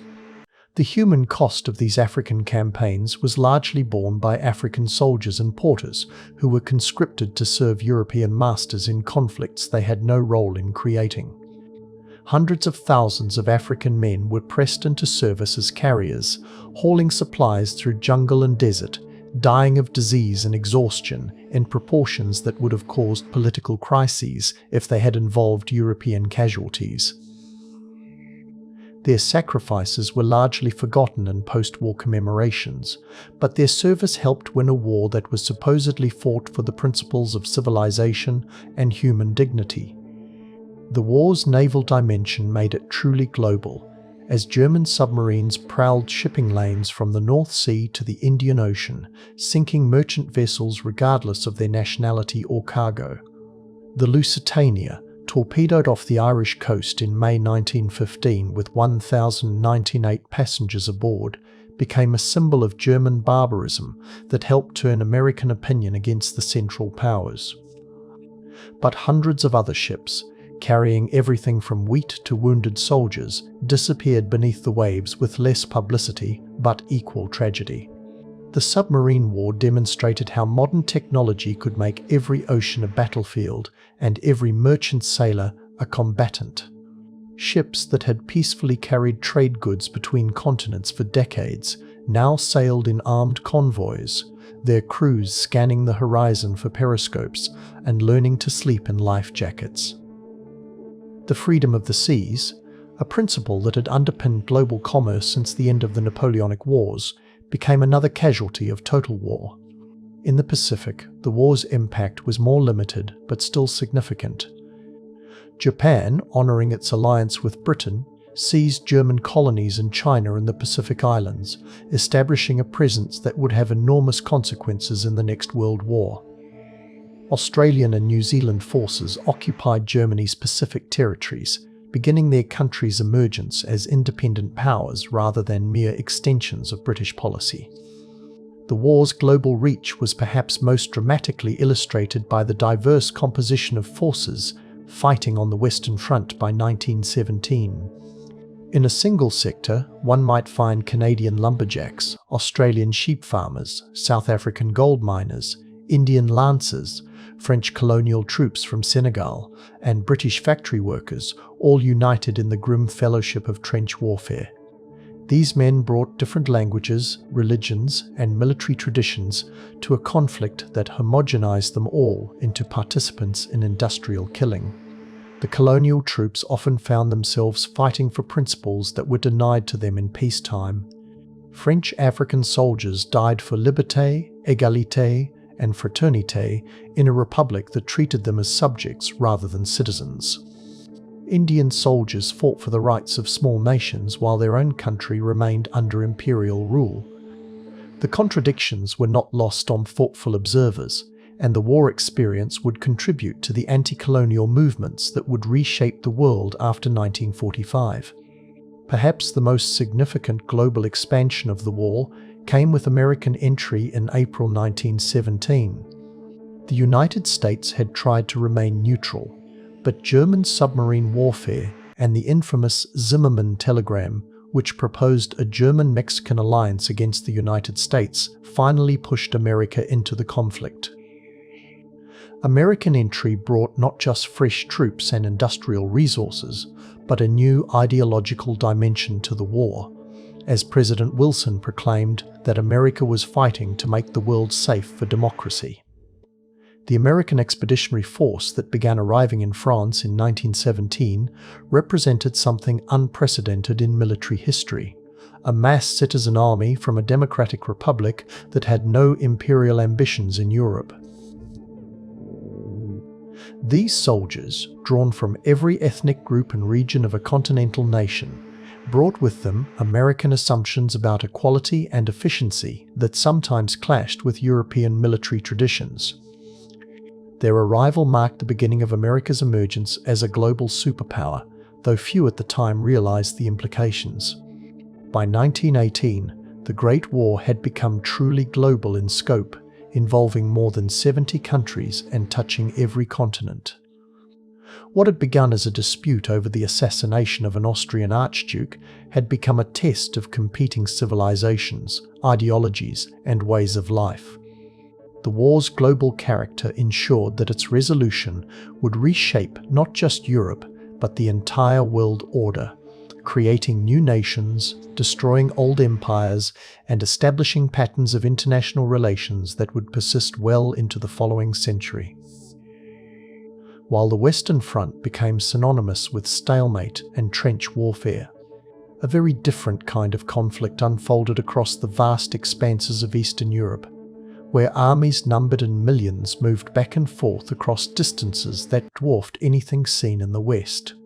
Here, in the forests of East Prussia, the plains of Poland, and the steppes of Ukraine, the Great War retained something of its original character as a war of movement, but movement on a scale so enormous that it challenged human comprehension and ultimately consumed entire empires. Picture the Eastern Front, not as a line but as a zone of conflict stretching from the Baltic Sea to the Black Sea, encompassing territories larger than all of Western Europe combined. Unlike the densely populated and heavily industrialized regions of France and Belgium, much of this vast theatre consisted of sparsely settled countryside, where villages might be separated by dozens of miles of forest or farmland. Roads were often little more than dirt tracks that became impassable quagmires during the spring thaw and autumn rains. Railways were sparse and built to different gauges, making rapid troop movements a logistical nightmare. The armies that clashed in this immense theatre were unlike those fighting in France. The Russian Empire could theoretically mobilize over 12 million men, but this massive human resource came with corresponding weaknesses. Most Russian soldiers were peasants who had never travelled more than a few miles from their birth villages, who spoke dozens of different languages and dialects, and who had been given minimal training in the use of modern weapons. They fought with a courage and endurance that amazed their enemies, but they were often led by officers who had purchased their commissions rather than earned them through military competence. The first great battle of the Eastern Front, fought at Tannenberg in August 1914, established patterns that would persist throughout the conflict. Two Russian armies, advancing into East Prussia with inadequate coordination and communication, were surrounded and destroyed by smaller but better organized German forces under Generals Hindenburg and Ludendorff. In 4 days of fighting, the Russians lost 170,000 men more casualties than most Western Front battles produced in months of combat. Yet this catastrophic defeat was only a minor setback for an empire that could seemingly replace armies as quickly as Germany could destroy them. The scale of Eastern Front operations defied Western military logic. Battles were fought across frontages of hundreds of miles, with opposing forces so spread out that gaps of dozens of miles might exist between units. Cavalry, virtually obsolete in the West, remained important in the East because of the distances involved and the relative lack of barbed wire and machine gun nests. Cossack squadrons and German Ulan regiments still conducted reconnaissance and pursuit operations reminiscent of Napoleonic warfare, though they learned quickly that charging infantry armed with magazine rifles was a form of magnificent suicide. The human cost of this mobile warfare was catastrophic in ways that are difficult to comprehend.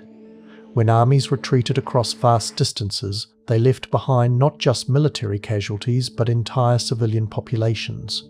The Russian scorched earth policy during the retreat of 1915 created millions of refugees who fled westward with whatever possessions they could carry, clogging roads and railways, spreading disease and despair across half a continent.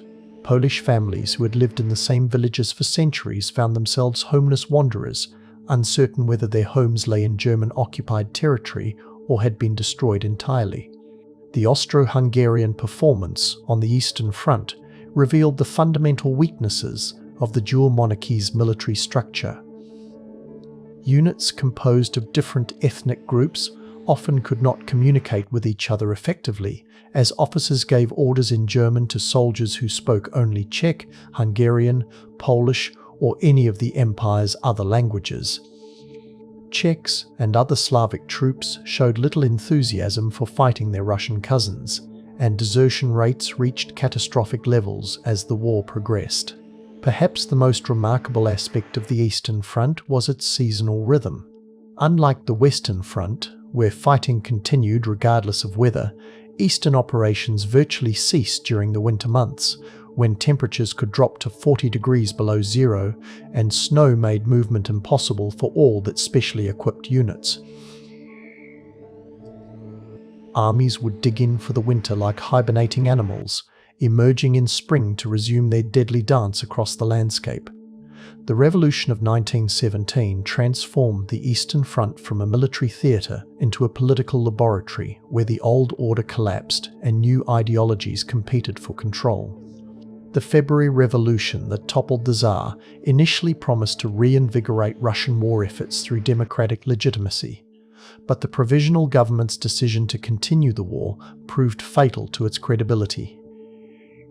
Russian soldiers, already demoralized by years of defeat and hardship, began voting with their feet, deserting by the hundreds of thousands to return to their villages, where land redistribution and social revolution beckoned.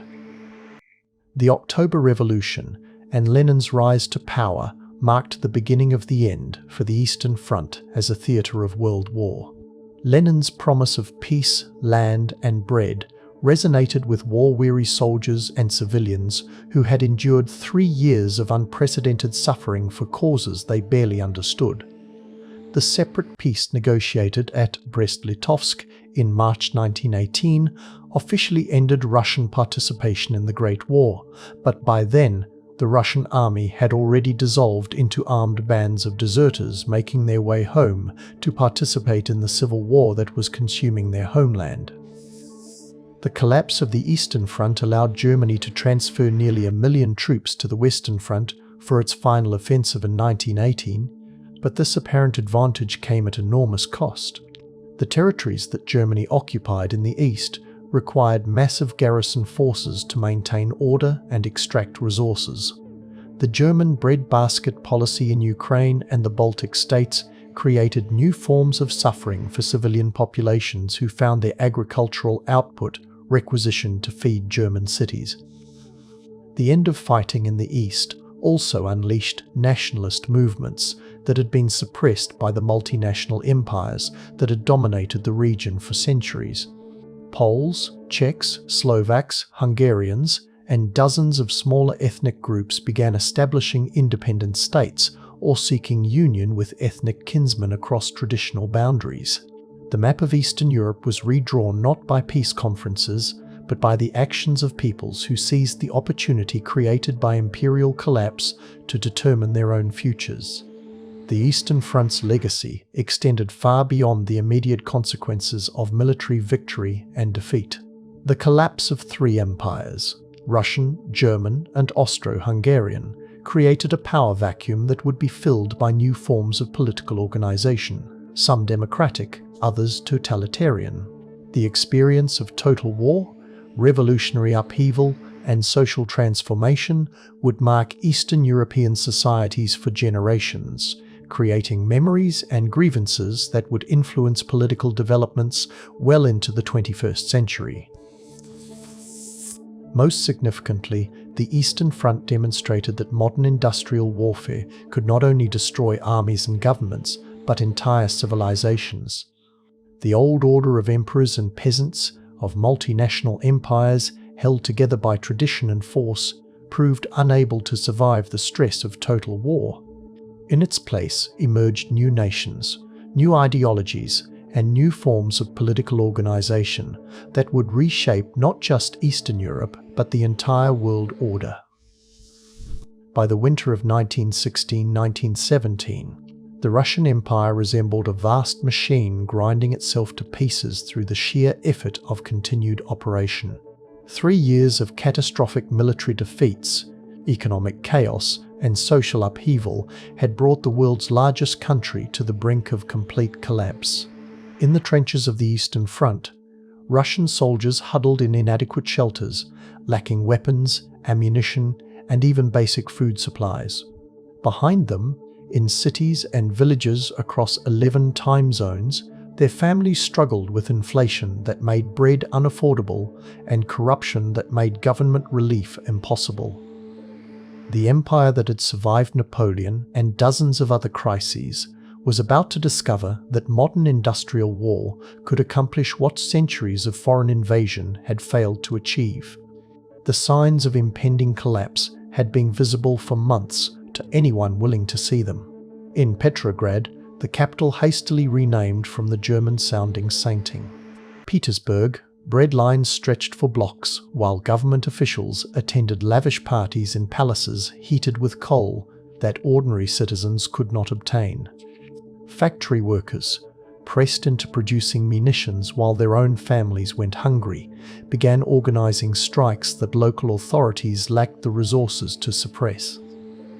Even the police, traditionally the most reliable pillar of autocratic rule, showed signs of divided loyalty as their own living conditions deteriorated. Tsar Nicholas II, isolated in his military headquarters at Mogilev, seemed almost willfully blind to the crisis engulfing his realm. This gentle, well-meaning man, who might have made an adequate constitutional monarch, was tragically unsuited for the role of autocratic ruler during a period of existential crisis. His wife, the German-born Alexandra, had become a figure of hatred among the Russian people, blamed for everything from military defeats to food shortages. The influence of Rasputin, the peasant mystic who claimed to heal the imperial couple's hemophiliac son, had scandalized even court circles and destroyed what remained of the monarchy's moral authority.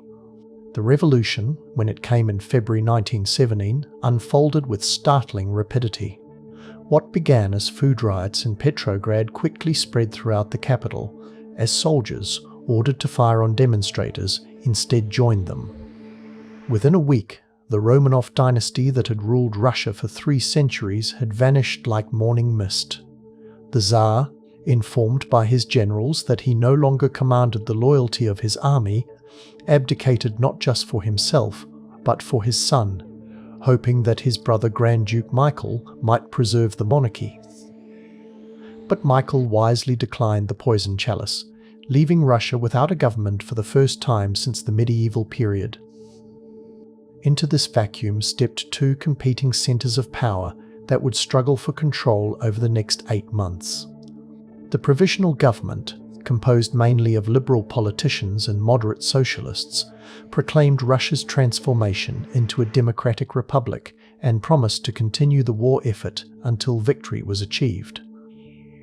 Simultaneously, workers' and soldiers' councils, Soviets sprang up across the country, claiming to represent the will of the masses and demanding immediate peace, land redistribution, and workers' control of factories. The period between February and October 1917 was perhaps the most genuinely democratic in Russian history, as the country experienced a brief flowering of freedom that released decades of pent-up political energy. Newspapers proliferated without censorship, political parties emerged from underground, and mass meetings drew thousands of participants who debated the future of their country with passionate intensity. For a few months, it seemed possible that Russia might evolve into a Western-style democracy, fulfilling the dreams of generations of liberal reformers. But the provisional government made a fatal error in deciding to continue Russia's participation in the Great War. The new leaders, many of whom were lawyers and professors with little understanding of mass psychology, believed that democratic legitimacy would somehow enable Russia to fight more effectively than it had under autocracy. They failed to grasp that the revolution had occurred precisely because the Russian people were exhausted by 3 years of catastrophic warfare and would not accept any government that prolonged their suffering. The military disasters continued under democratic leadership, just as they had under imperial rule. The Kerensky Offensive, launched in July 1917, initially achieved some success but quickly collapsed into rout, as Russian soldiers, finally free to express their opinions, voted with their feet. Entire divisions simply walked away from the front, heading home to participate in the land redistribution that was occurring throughout the countryside. Military discipline, already weakened by years of defeat, completely broke down as soldiers' committees debated whether to obey orders, and officers found themselves powerless to enforce traditional authority. Into this chaos stepped Vladimir Lenin, the Bolshevik leader who had been living in Swiss exile when the February Revolution erupted. Lenin's return to Russia in April 1917, facilitated by German authorities who hoped he would take Russia out of the war, marked a turning point in the revolutionary process.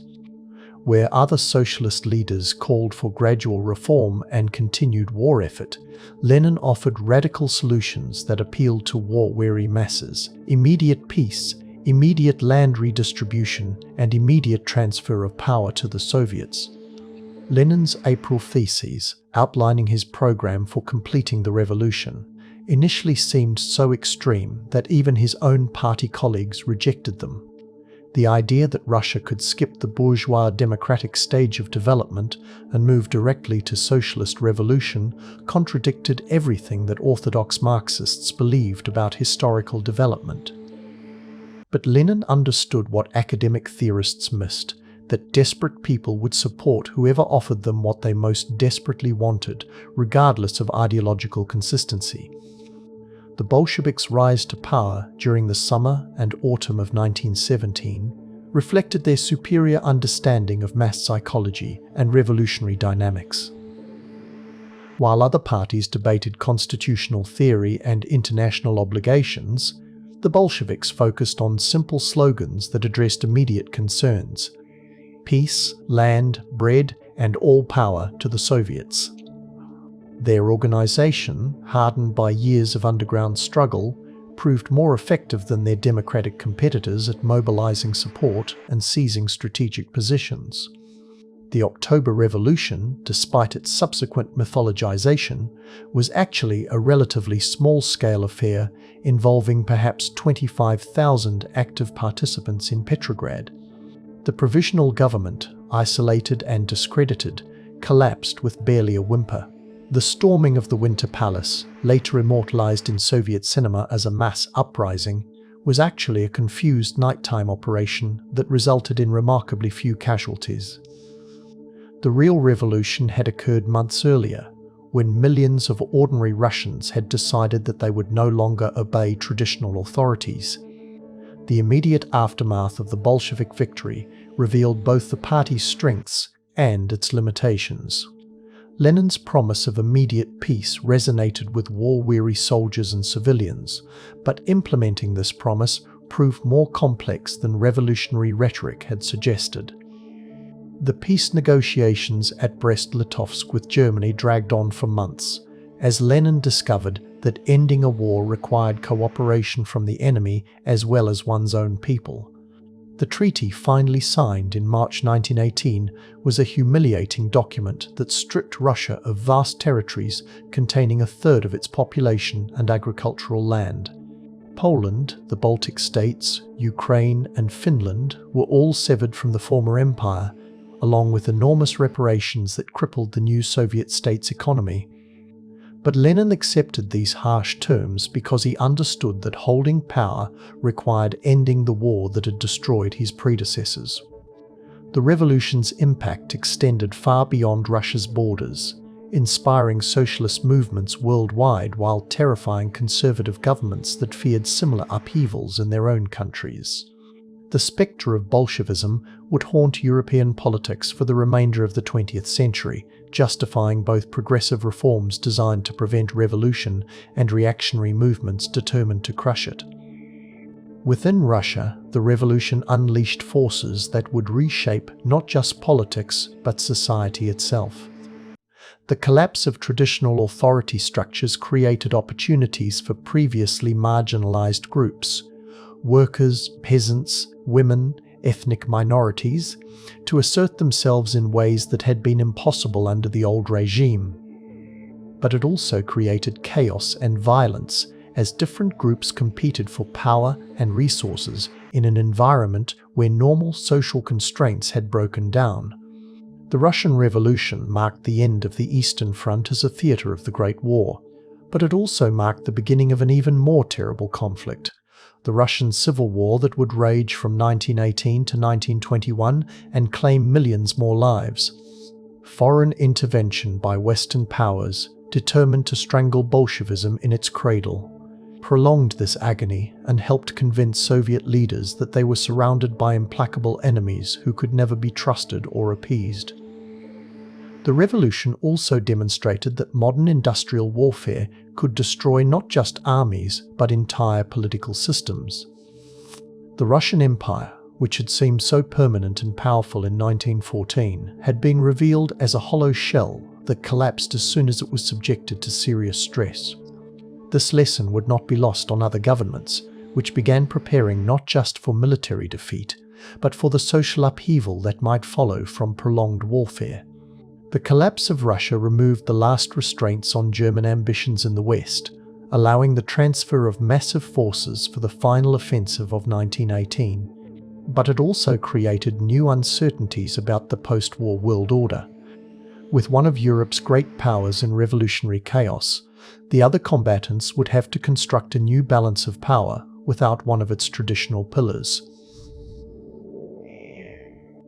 The world that emerged from the Great War would be fundamentally different from the one that had entered it, and the Russian Revolution ensured that this difference would be more radical and more lasting than anyone had anticipated. For nearly 3 years, the United States had watched the European war with a mixture of horror, fascination, and relief that the Atlantic Ocean separated American shores from the slaughter consuming the Old World. President Woodrow Wilson, a former academic who had entered politics with idealistic visions of progressive reform, had proclaimed American neutrality and called upon his fellow citizens to be impartial in thought as well as in action. But by 1917, the forces pulling America toward involvement in the Great War had become irresistible, transforming a nation that had traditionally avoided European entanglements into the decisive factor in the conflict's outcome. The path to war had been gradual but inexorable, marked by incidents that slowly eroded American neutrality and built public support for intervention. The sinking of the Lusitania in May 1915, while not immediately pushing America into war, had planted seeds of anger that grew stronger with each new German submarine attack on merchant shipping. Americans began to see the conflict not as a typical European balance of power struggle, but as a contest between civilization and barbarism, democracy and autocracy, freedom and tyranny. German submarine warfare posed a direct challenge to American maritime rights and economic interests. As a neutral nation, America claimed the right to trade with all belligerents, and this trade had become enormously profitable. American factories produced goods for both sides, but British naval supremacy meant that most American exports reached Allied rather than German ports.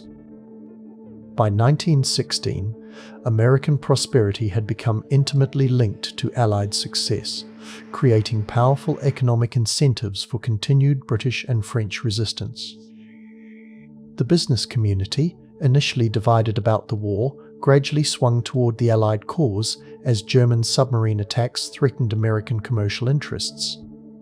Wall Street banks had loaned hundreds of millions of dollars to Britain and France, loans that would become worthless if Germany won the war.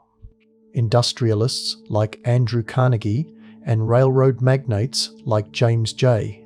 Hill began calling for American preparedness, arguing that the nation needed military strength to protect its global interests regardless of the war's outcome. But it was German diplomatic blundering rather than submarine warfare that provided the final push toward American belligerency. The Zimmermann telegram, intercepted and decoded by British intelligence in January 1917, revealed German Foreign Secretary Arthur Zimmermann's proposal for a military alliance with Mexico against the United States. The telegram suggested that Germany would help Mexico recover the territories of Texas, New Mexico, and Arizona lost in the Mexican-American War, a proposal so provocative that it seemed designed to inflame American opinion. When the telegram was published in American newspapers, it created a sensation that swept away the last vestiges of isolationist sentiment. The idea that Germany was plotting with Mexico to invade American territory touched the deepest fears and prejudices of American society. Suddenly, the European war was no longer a distant conflict, but an immediate threat to American security and territorial integrity. Wilson's decision to ask Congress for a declaration of war in April 1917 was presented in characteristically idealistic terms. This would not be a war for conquest or commercial advantage, the president proclaimed, but a crusade to make the world safe for democracy. America would fight not for selfish interests but for universal principles, the right of small nations to self-determination, the establishment of international law, the creation of a peaceful world order based on democratic values rather than military might. The American war mobilization that followed was remarkable for both its scale and its speed. A nation that had maintained only a small professional army suddenly had to create a military force capable of influencing the outcome of the world's largest war. The Selective Service Act of 1917 registered nearly 24 million men for military service, ultimately inducting 8 million into the armed forces. Unlike the volunteer armies that had fought America's previous wars, this would be a truly national force, drawing men from every social class and ethnic group. The transformation of American society for war was as dramatic as anything occurring in Europe. The War Industries Board, led by Wall Street financier Bernard Baruch, coordinated industrial production on a scale that prefigured the managed economies of the New Deal era. Women entered the workforce in unprecedented numbers, taking jobs in munitions factories, shipyards, and steel mills that had previously been exclusively male domains. The federal government, traditionally limited in its peacetime role, suddenly became involved in every aspect of American life. Propaganda and patriotic mobilization reached levels that would have been unthinkable in peacetime America. The Committee on Public Information, headed by journalist George Creel, launched a massive campaign to build support for the war effort and demonize German culture and values. German Americans, who had been respected members of their communities for generations, suddenly found themselves viewed with suspicion and hostility. German language instruction was banned in many schools, German books were removed from libraries, and even German music was considered unpatriotic. The American Expeditionary Force that began arriving in France in 1917 brought with it distinctly American assumptions about warfare and military organization. General John J. Pershing, the AEF commander, insisted on maintaining American units under American command rather than integrating them into existing British or French formations. This decision reflected both national pride and practical concerns about morale, but it also demonstrated American confidence that their methods could succeed where European approaches had failed. American soldiers, drawn from a society that prized individual initiative and technological innovation, often approached trench warfare differently than their European counterparts. They showed less willingness to accept the static nature of Western Front combat, instead seeking opportunities for movement and aggressive action. This attitude sometimes led to unnecessarily high casualties when American units attacked well-prepared German positions, but it also contributed to the eventual breakthrough that ended the war. The arrival of American forces in large numbers during 1918 provided a crucial psychological boost to war-weary Allied populations. After nearly 4 years of stalemate and enormous casualties, the sight of fresh American divisions marching toward the front suggested that the tide was finally turning. German leaders, observing American mobilization, realized that they faced a race against time. They would have to achieve victory before American industrial and military power could be fully deployed. American participation also brought new diplomatic complications to the Allied cause. Wilson's 14 points, announced in January 1918, outlined American war aims that differed significantly from those of Britain and France. Where the European allies sought territorial gains and reparations, Wilson called for a peace without victory, based on democratic principles and international cooperation. These differences would complicate post-war peace negotiations and contribute to the ultimate failure of Wilson's vision for a new world order. The American economy, stimulated by war production and exports, experienced unprecedented prosperity during the conflict. Unemployment virtually disappeared as factories operated at full capacity, and new industries emerged to meet wartime demands. Agricultural prices soared as American farmers fed not only their own population, but Allied forces and civilian populations across Europe. The war years marked the beginning of America's emergence as the world's dominant economic power. But American entry into the war also revealed the limitations of democratic societies in conducting total war. Unlike the European powers, which had developed extensive systems of social control and economic mobilization, America had to create these mechanisms from scratch while maintaining democratic institutions and individual liberties. The result was sometimes inefficient and often chaotic, but it demonstrated that democratic societies could mobilize for total war without abandoning their fundamental values. The American experience of the Great War was compressed into less than 2 years of active participation, but its impact on American society was profound and lasting. The war accelerated social changes that had been developing slowly for decades: the movement of women into the workforce, the migration of African Americans from the rural South to industrial cities, the expansion of federal power over economic and social life. It also established America as a global power with responsibilities and interests that extended far beyond the Western Hemisphere. Most significantly, American entry ensured Allied victory and established the United States as the world's leading democracy at a time when democratic institutions were under attack across Europe. The American vision of a world order based on democratic values and international law would prove impossible to implement fully after the war, but it established principles and expectations that would influence international relations for the remainder of the 20th century and beyond. As dawn broke over the Western Front on March 21, 1918, the most intensive artillery bombardment in human history shattered the pre-dawn quiet with a sound that could be heard in London, 200 miles away. After 3.5 years of stalemate, the German army was making its final, desperate gamble for victory. The collapse of Russia had freed up 1 million German troops for transfer to the West, giving Germany temporary numerical superiority for the first time since 1914.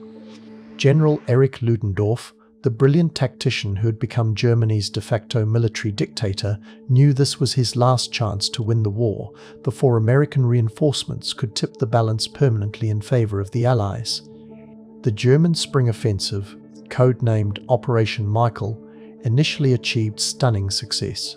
Using new infiltration tactics developed on the Eastern Front, specially trained stormtroopers bypassed strong points and penetrated deep into Allied lines, creating chaos and confusion in sectors that had been quiet for years.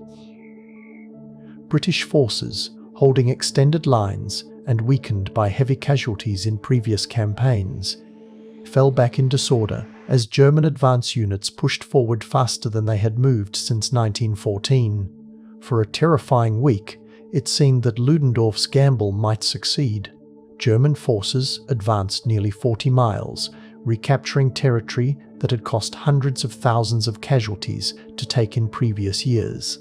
Paris was once again threatened by German artillery, and civilians began evacuating the French capital, just as they had in 1914. Allied leaders, who had grown accustomed to the static nature of trench warfare, suddenly faced the possibility of complete military collapse. But the German offensive, spectacular in its initial success, contained the seeds of its own failure. The stormtroopers who spearheaded the advance were elite units that could not be easily replaced when they suffered casualties. German logistics, strained by 4 years of blockade and the demands of maintaining forces across multiple fronts, could not keep up with the rapid advance. Most critically, the German army lacked sufficient reserves to exploit its tactical successes, while the Allies could draw upon fresh American divisions that were arriving in France at a rate of 250,000 men per month. General Ferdinand Foch, recently appointed as Supreme Allied Commander, demonstrated remarkable sang-froid during this crisis. Rather than panic at German advances, he recognized that the enemy was exhausting itself in attacks that, however dramatic, were not achieving decisive strategic objectives. Foch coordinated Allied reserves with skill and determination, rushing reinforcements to threatened sectors while maintaining his strategic focus on launching a decisive counteroffensive once German momentum was spent. The turning point came in July 1918, during the Second Battle of the Marne. German forces, having exhausted themselves in months of offensive operations, found themselves facing fresh Allied divisions supported by increasing numbers of American troops. The AEF, initially disparaged by European allies as inexperienced and overconfident, proved its worth in fierce fighting around Chateau Thierry and Belleau Wood. American Marines, attacking through dense forests defended by veteran German machine gun units, suffered terrible casualties but demonstrated that they could fight as effectively as any European force.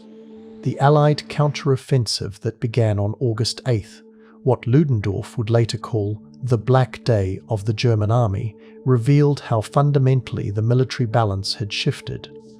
British, French, and American forces, supported by hundreds of tanks and aircraft, broke through German lines that had held firm for 4 years.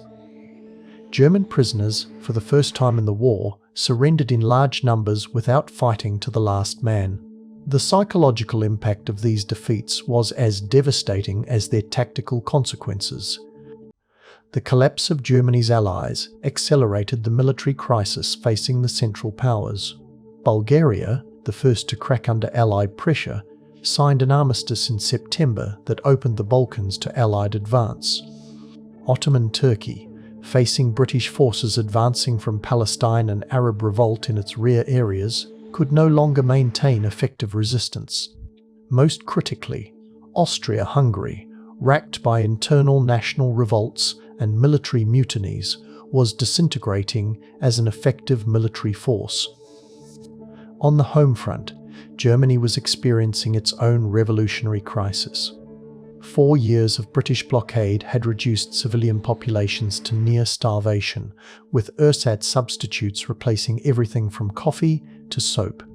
The influenza pandemic of 1918, sweeping through populations weakened by malnutrition, killed more Germans than Allied armies. Naval mutinies at Kiel spread to become general strikes and political uprisings that threatened the foundations of imperial authority. Kaiser Wilhelm II, who had dreamed of German world dominance and naval glory, found himself increasingly isolated as military defeat became undeniable. His generals, led by Ludendorff, demanded immediate armistice negotiations to prevent complete military collapse. The civilian government, brought to power only when military victory became impossible, faced the thankless task of negotiating Germany's surrender while maintaining some semblance of national dignity. The armistice negotiations, conducted in a railway car in the forest of Compiègne, reflected the complete reversal of fortune that had occurred since the spring offensive. Marshal Foch, representing the victorious Allies, presented terms that were designed to make German military recovery impossible. All German forces would withdraw behind the Rhine, surrendering vast quantities of military equipment. The British blockade would continue until a final peace treaty was signed. German submarines would be surrendered, and the High Seas Fleet would be interned in British ports. The terms were harsh but not vindictive. Foch and his colleagues understood that excessively punitive conditions might provoke German rejection and force the Allies to resume military operations when their own populations were exhausted by 4 years of unprecedented sacrifice.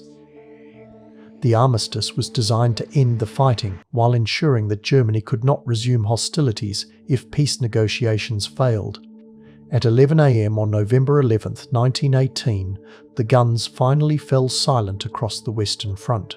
Soldiers who had lived with the constant noise of artillery bombardment for years suddenly found themselves in an eerie quiet that seemed almost unnatural. Some units, unaware that the armistice had taken effect, continued fighting until word reached them. Others simply sat in their trenches, too exhausted or too stunned to celebrate the war's end. The immediate aftermath of the armistice was almost anticlimactic after 4 years of unprecedented violence. Soldiers on both sides emerged cautiously from their trenches, initially maintaining distance from enemies who had been trying to kill them only hours before. Gradually, curiosity overcame caution, and informal fraternization began. German, British, French, and American soldiers trading cigarettes, souvenirs, and stories about their shared ordeal.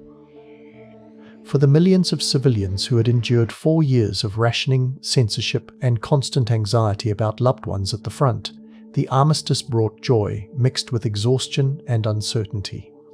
Church bells rang out across Europe and America, crowds gathered in city squares to celebrate, and families began the long process of mourning their dead and welcoming home their survivors. But the celebration was muted by the realization that the world of 1914 was gone forever, replaced by something unfamiliar and potentially dangerous. The influenza pandemic that was sweeping the globe in 1918 added another layer of tragedy to the war's end. Soldiers demobilizing from military service carried the disease to their home communities, creating a second wave of death that in many places exceeded wartime military casualties. The irony was bitter. Men who had survived 4 years of industrial warfare were dying from a disease that thrived in the very conditions that had made their survival possible. The armistice marked not just the end of fighting, but the beginning of an even more complex challenge, creating a stable peace that would prevent future wars while addressing the legitimate grievances and aspirations of peoples across Europe and beyond. The empires that had started the war were gone, replaced by new nations whose boundaries and loyalties remained uncertain. Revolutionary movements threatened established governments, even among the victorious Allies. The economic disruption caused by 4 years of total war had created social tensions that would influence politics for decades to come. As the guns fell silent and the soldiers began their long journey home, few realized that they had participated in what would later be called the war to end all wars. The optimism of that phrase would prove tragically misplaced, but for a brief moment in November 1918, it seemed possible that humanity had learned its lesson about the costs of international conflict. The silence that fell over the Western Front on the 11th hour of the 11th day of the 11th month would be remembered as the moment when hope returned to a world that had almost forgotten what peace felt like. As the guns fell silent and the smoke gradually cleared from battlefields stretching across continents, humanity began the grim task of counting the cost of its first global war. The numbers, when they finally emerged from military archives and civilian records, were so staggering that they challenged human comprehension. More than 65 million men had been mobilized for military service. Between 15 and 20 million had died, soldiers and civilians, combatants and innocents, young men who would never return home and elderly people who could not survive the privations of total war. But statistics, however carefully compiled, could not capture the true dimensions of the catastrophe that had befallen European civilization. Walk through the countryside of northern France and Belgium in 1919, and you would find landscapes that appeared to belong to another planet. Entire forests had been reduced to fields of splintered stumps. Villages that had stood for centuries were marked only by piles of rubble, where their churches had once reached toward heaven. The rich agricultural soil that had fed Europe for millennia was poisoned with chemicals and littered with unexploded shells that would continue killing farmers and their children for decades to come. The human geography of Europe had been redrawn by loss on an unprecedented scale. In France, which had mobilized 8 million men, 1 in 6 would never return home. In Germany, 2 million families received official notification that their sons, husbands or fathers had been killed in action, died of wounds, or simply disappeared in the chaos of battle. The British Empire mourned nearly 1 million dead, including an entire generation of young officers from the public schools who had led their men over the top with aristocratic gallantry and paid the price for their courage. But the visible casualties, devastating as they were, represented only part of the war's human cost. Millions more men returned home bearing wounds that would never fully heal, not just the obvious injuries of missing limbs and disfigured faces, but the invisible trauma that military medicine was only beginning to understand. Shell shock, as it was then called, left countless veterans unable to sleep without nightmares, unable to return to normal work, unable to form relationships with family members who could not comprehend what they had experienced. The war had created an entire class of displaced persons whose very existence challenged traditional assumptions about nationality and belonging. Millions of refugees, driven from their homes by advancing armies or deliberate government policies, wandered across Europe seeking places where they could rebuild their lives. Armenians fleeing Turkish genocide, Poles caught between German and Russian occupation, Jews escaping the chaos of revolution and civil war, all contributed to a great migration that would reshape the ethnic composition of European cities and create new sources of social tension. For women, the war's end brought a complex mixture of liberation and loss. Those who had entered industrial employment during the conflict found themselves expected to yield their jobs to returning veterans, despite having proven their competence and earned their economic independence. The suffrage movements that had gained momentum during the war would eventually secure voting rights for women in most democracies, but the immediate post-war period saw determined efforts to restore traditional gender roles and family structures. The war's impact on children was particularly tragic, though often overlooked in official casualty statistics. An entire generation had grown up in a world where violence was normal, where fathers were absent, where food was scarce and education disrupted. French children who had spent their formative years in cellars hiding from artillery bombardments. German children who had learned to make do with ersatz food and clothing. British children who had experienced their first air raids. All carried psychological scars that would influence their adult behavior and political choices. The economic cost of the war was equally staggering, though more difficult to calculate precisely. Britain, which had entered the conflict as the world's greatest creditor nation, emerged as a debtor whose financial supremacy had passed to the United States. France faced the enormous expense of reconstructing its devastated northern provinces while servicing war debts that consumed a third of government revenues.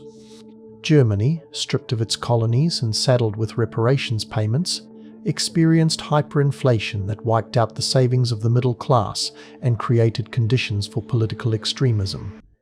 The social fabric of European civilization had been torn in ways that were not immediately apparent but would become increasingly visible in the post-war decades. The class structure that had provided stability and continuity for centuries was weakened by the war's democratic ethos and the mixing of social groups in military service. Traditional forms of authority, monarchical, religious, and social, had been discredited by their association with the catastrophe. Into this vacuum would flow new ideologies, some democratic and progressive, others totalitarian and destructive. Perhaps most significant was the loss of optimism and faith in progress that had characterized pre-war European culture.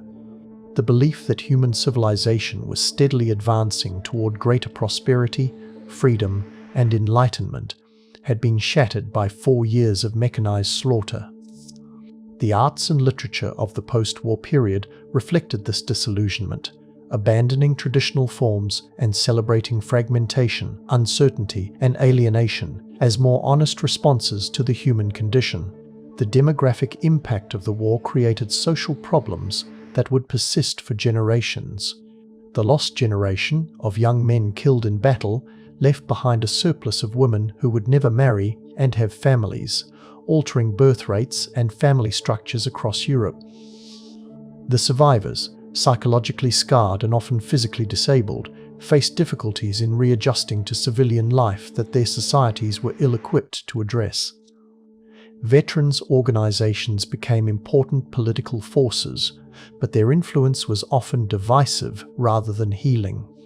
Medical advances, paradoxically, represented one of the few positive legacies of the war's carnage. Military necessity had driven rapid improvements in surgery, prosthetics, treatment of infectious diseases, and understanding of psychological trauma. Blood transfusion, plastic surgery, and rehabilitation therapy all advanced dramatically under the pressure of treating unprecedented numbers of casualties. These developments would benefit civilian populations in the post-war period, though they could hardly compensate for the suffering that had made them necessary. The war's impact on global power structures was equally profound.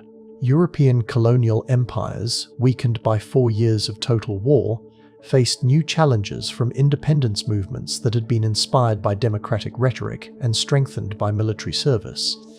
The United States emerged as the world's dominant economic power, though Americans initially rejected the international responsibilities that accompanied their new status.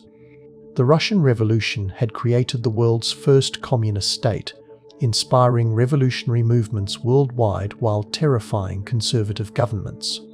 As Europe began the long process of reconstruction and healing, it was clear that the old world was gone forever. The empires that had dominated global affairs for centuries had collapsed or been fatally weakened. The social structures that had provided stability for millions of people had been shattered by the demands of total war. The optimistic faith in progress and human perfectibility that had characterized the pre-war era had been replaced by a more sober recognition of humanity's capacity for both creation and destruction. The Great War had cost far more than lives and treasure. It had cost an entire civilization, its innocence and confidence. The world that emerged from the Armistice of November 1918 would spend the remainder of the 20th century struggling to create new forms of order and meaning from the ruins of the old. In the elegant halls of the Palace of Versailles, where Louis XIV had once proclaimed the glory of absolute monarchy, the victorious leaders of the Great War gathered in January 1919 to construct a new world order from the rubble of the old. The irony of the location was not lost on contemporaries. In the same Hall of Mirrors where Bismarck had proclaimed the German Empire in 1871, German delegates would now sign a treaty acknowledging their nation's defeat and accepting responsibility for the war's devastation. But the symbolism, however satisfying to French pride, could not disguise the enormous complexity of the task facing the peacemakers. The Paris Peace Conference brought together representatives of 32 nations, but real power rested with the Big Four: Woodrow Wilson of the United States, David Lloyd George of Britain, Georges Clemenceau of France, and Vittorio Orlando of Italy. Each man carried with him the hopes and fears of populations that had endured 4 years of unprecedented sacrifice, yet their visions of the post-war world were fundamentally incompatible. The resulting negotiations would reveal the difficulty of transforming military victory into lasting peace, and the compromises they produced would carry within them the seeds of future conflicts. President Wilson arrived in Paris with the highest ideals and the greatest popular acclaim. His 14 points, proclaimed in January 1918, had offered a vision of international relations based on democratic principles, national self-determination, and collective security through a League of Nations. Wilson believed that the Great War had discredited the old diplomacy of secret treaties and balance of power politics, creating an opportunity to establish a new world order based on moral principles rather than military might. But Wilson's idealism confronted harsh realities embodied by his European colleagues. Georges Clemenceau, the French premier known as the Tiger, had lived through 2 German invasions of France and was determined to ensure that Germany could never again threaten French security. For Clemenceau, Wilson's talk of reconciliation and international cooperation was dangerous naivety. Only by permanently weakening Germany could France hope to survive in a hostile world. The French position reflected not vindictiveness but existential fear, born of geography and history. Lloyd George occupied a middle position between American idealism and French security concerns, Britain's primary war aims. The destruction of German naval power and the elimination of German colonial competition had already been achieved. The British Prime Minister was more concerned with restoring international trade and preventing the spread of Bolshevism than with punishing Germany. Yet Lloyd George also faced domestic political pressures from voters who demanded that Germany pay the full cost of the war and that the Kaiser be hanged as a war criminal. The territorial settlements produced by the peace conference redrew the map of Europe in ways that would influence international relations for the remainder of the 20th century. Poland was restored as an independent nation after more than a century of partition, given access to the sea through a corridor that separated East Prussia from the rest of Germany. Czechoslovakia and Yugoslavia emerged as new multinational states carved from the ruins of Austria-Hungary, while the German-speaking remnant of the Habsburg Empire was forbidden to unite with Germany despite clear popular support for such a union. Each of these decisions reflected the principle of national self-determination that Wilson had proclaimed, yet each also created new problems. The Polish corridor placed substantial German populations under Polish rule, providing a source of future conflict. Czechoslovakia included more than 3 million Germans in the Sudetenland who had never been consulted about their desire to join the new state. Yugoslavia attempted to unite South Slavs who shared languages but little else, creating internal tensions that would eventually tear the country apart. The treatment of Germany proved to be the most controversial aspect of the peace settlement. Article 231 of the Treaty of Versailles, the infamous war guilt clause, assigned sole responsibility for the war to Germany and its allies, providing the legal justification for massive reparations payments. German military forces were limited to 100,000 men. The German Navy was restricted to a handful of ships, and German air power was eliminated entirely. The Rhineland was to be occupied by Allied forces for 15 years, and the Saar Basin was placed under League of Nations administration for the same period. These terms reflected the Allies' determination to prevent German recovery and future aggression, but they also ignored the political and economic realities of Central Europe. Germany remained the largest and most industrially advanced nation on the continent, and its geographic position made it impossible to exclude permanently from European affairs. The reparations burden, calculated at 132 billion gold marks, was so enormous that even German willingness to pay could not guarantee payment, while the restrictions on German sovereignty created grievances that future politicians could exploit. The creation of the League of Nations represented Wilson's greatest triumph at the peace conference, but also contained the seeds of his greatest disappointment. The League Covenant was incorporated into each of the peace treaties, establishing an international organization committed to collective security and peaceful resolution of disputes. For Wilson, the League represented humanity's best hope for preventing future wars through international cooperation and moral suasion rather than military deterrence. Yet the League was crippled from birth by the refusal of the United States Senate to ratify American membership. Wilson's decision to exclude Republican leaders from the peace delegation had created domestic political opposition that ultimately doomed his international vision. Without American participation, the League lacked the military and economic resources necessary to enforce its decisions, reducing it to little more than a forum for international discussion. The economic provisions of the peace treaties proved equally problematic. The reparations system created a complex web of international payments that linked German recovery to Allied financial stability, making the entire post-war economy vulnerable to German political and economic instability. The dismemberment of Austria-Hungary eliminated an economic unit that had provided markets and resources for 50 million people, creating new trade barriers and currency problems that hindered European recovery. Perhaps most significantly, the peace treaties failed to address the revolutionary challenge posed by the new Soviet state.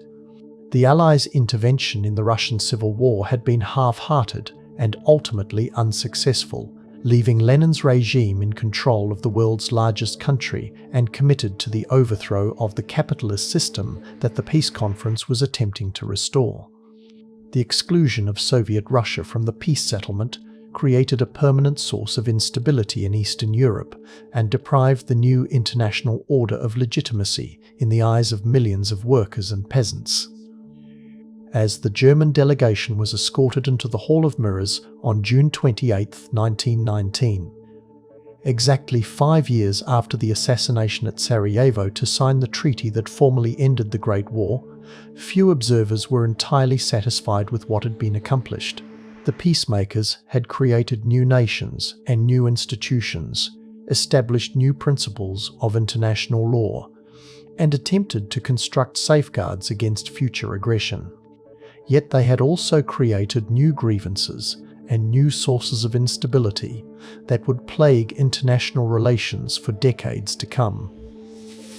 The Treaty of Versailles represented both the triumph and the tragedy of liberal internationalism, the belief that human reason and good intentions could overcome the darker impulses of nationalism and power politics. The treaty's ultimate failure would not invalidate these ideals, but would demonstrate the enormous difficulty of implementing them in a world where fear, pride, and historical grievances remained powerful forces in human affairs. And so we return to where we began, to a quiet morning in Europe, but now it is a morning in 1919, and the world that awakens to this new dawn has been forever changed by 4 years of unprecedented destruction and transformation. The church bells that once called communities to worship now toll for the millions who will never return home. The cobblestone streets that once echoed with the clip-clop of horses now bear the weight of military vehicles carrying wounded veterans back to families who must learn to love damaged men. The gas lamps that once cast gentle circles of light have given way to electric illumination that reveals a landscape scarred by shell craters and marked by memorials to the dead. Walk today through the fields of northern France and Belgium, and you will find them green and peaceful once again, grazed by cattle and planted with crops that feed a prosperous Europe. Yet beneath this pastoral surface lie the bones of young men from every corner of the globe, and farmers still occasionally unearth the rusted remnants of the Great War. A bayonet, a helmet, an unexploded shell that reminds us how close the past remains to the present. The war that was supposed to end all wars has become instead a permanent presence in our collective memory, its lessons written in stone monuments in every village square, and its warnings encoded in the DNA of nations that learned too late the cost of unleashing industrial violence upon human civilization. The empires that started this war have all vanished into history. The German, Austrian, Russian, and Ottoman domains replaced by nation-states that still struggle with the ethnic and religious divisions that total war exposed but could not resolve. The men who made the crucial decisions in those fateful weeks of 1914 have long since joined their victims in death, but their choices echo still in the borders, alliances, and animosities that shape our contemporary world. The Middle East, carved up by European diplomats who knew little of its peoples and less of their aspirations, continues to bear the scars of promises made and broken during the war years. Yet from this greatest of human tragedies emerged developments that have enriched our lives in ways that the war's participants could never have imagined. Medical advances pioneered in military hospitals now save civilian lives every day. Technologies developed for military communication now connect human beings across continents in ways that would have seemed magical to soldiers writing letters by candlelight in muddy trenches. The international institutions created to prevent future wars, however imperfect, have provided forums for peaceful resolution of conflicts that might otherwise have erupted into violence.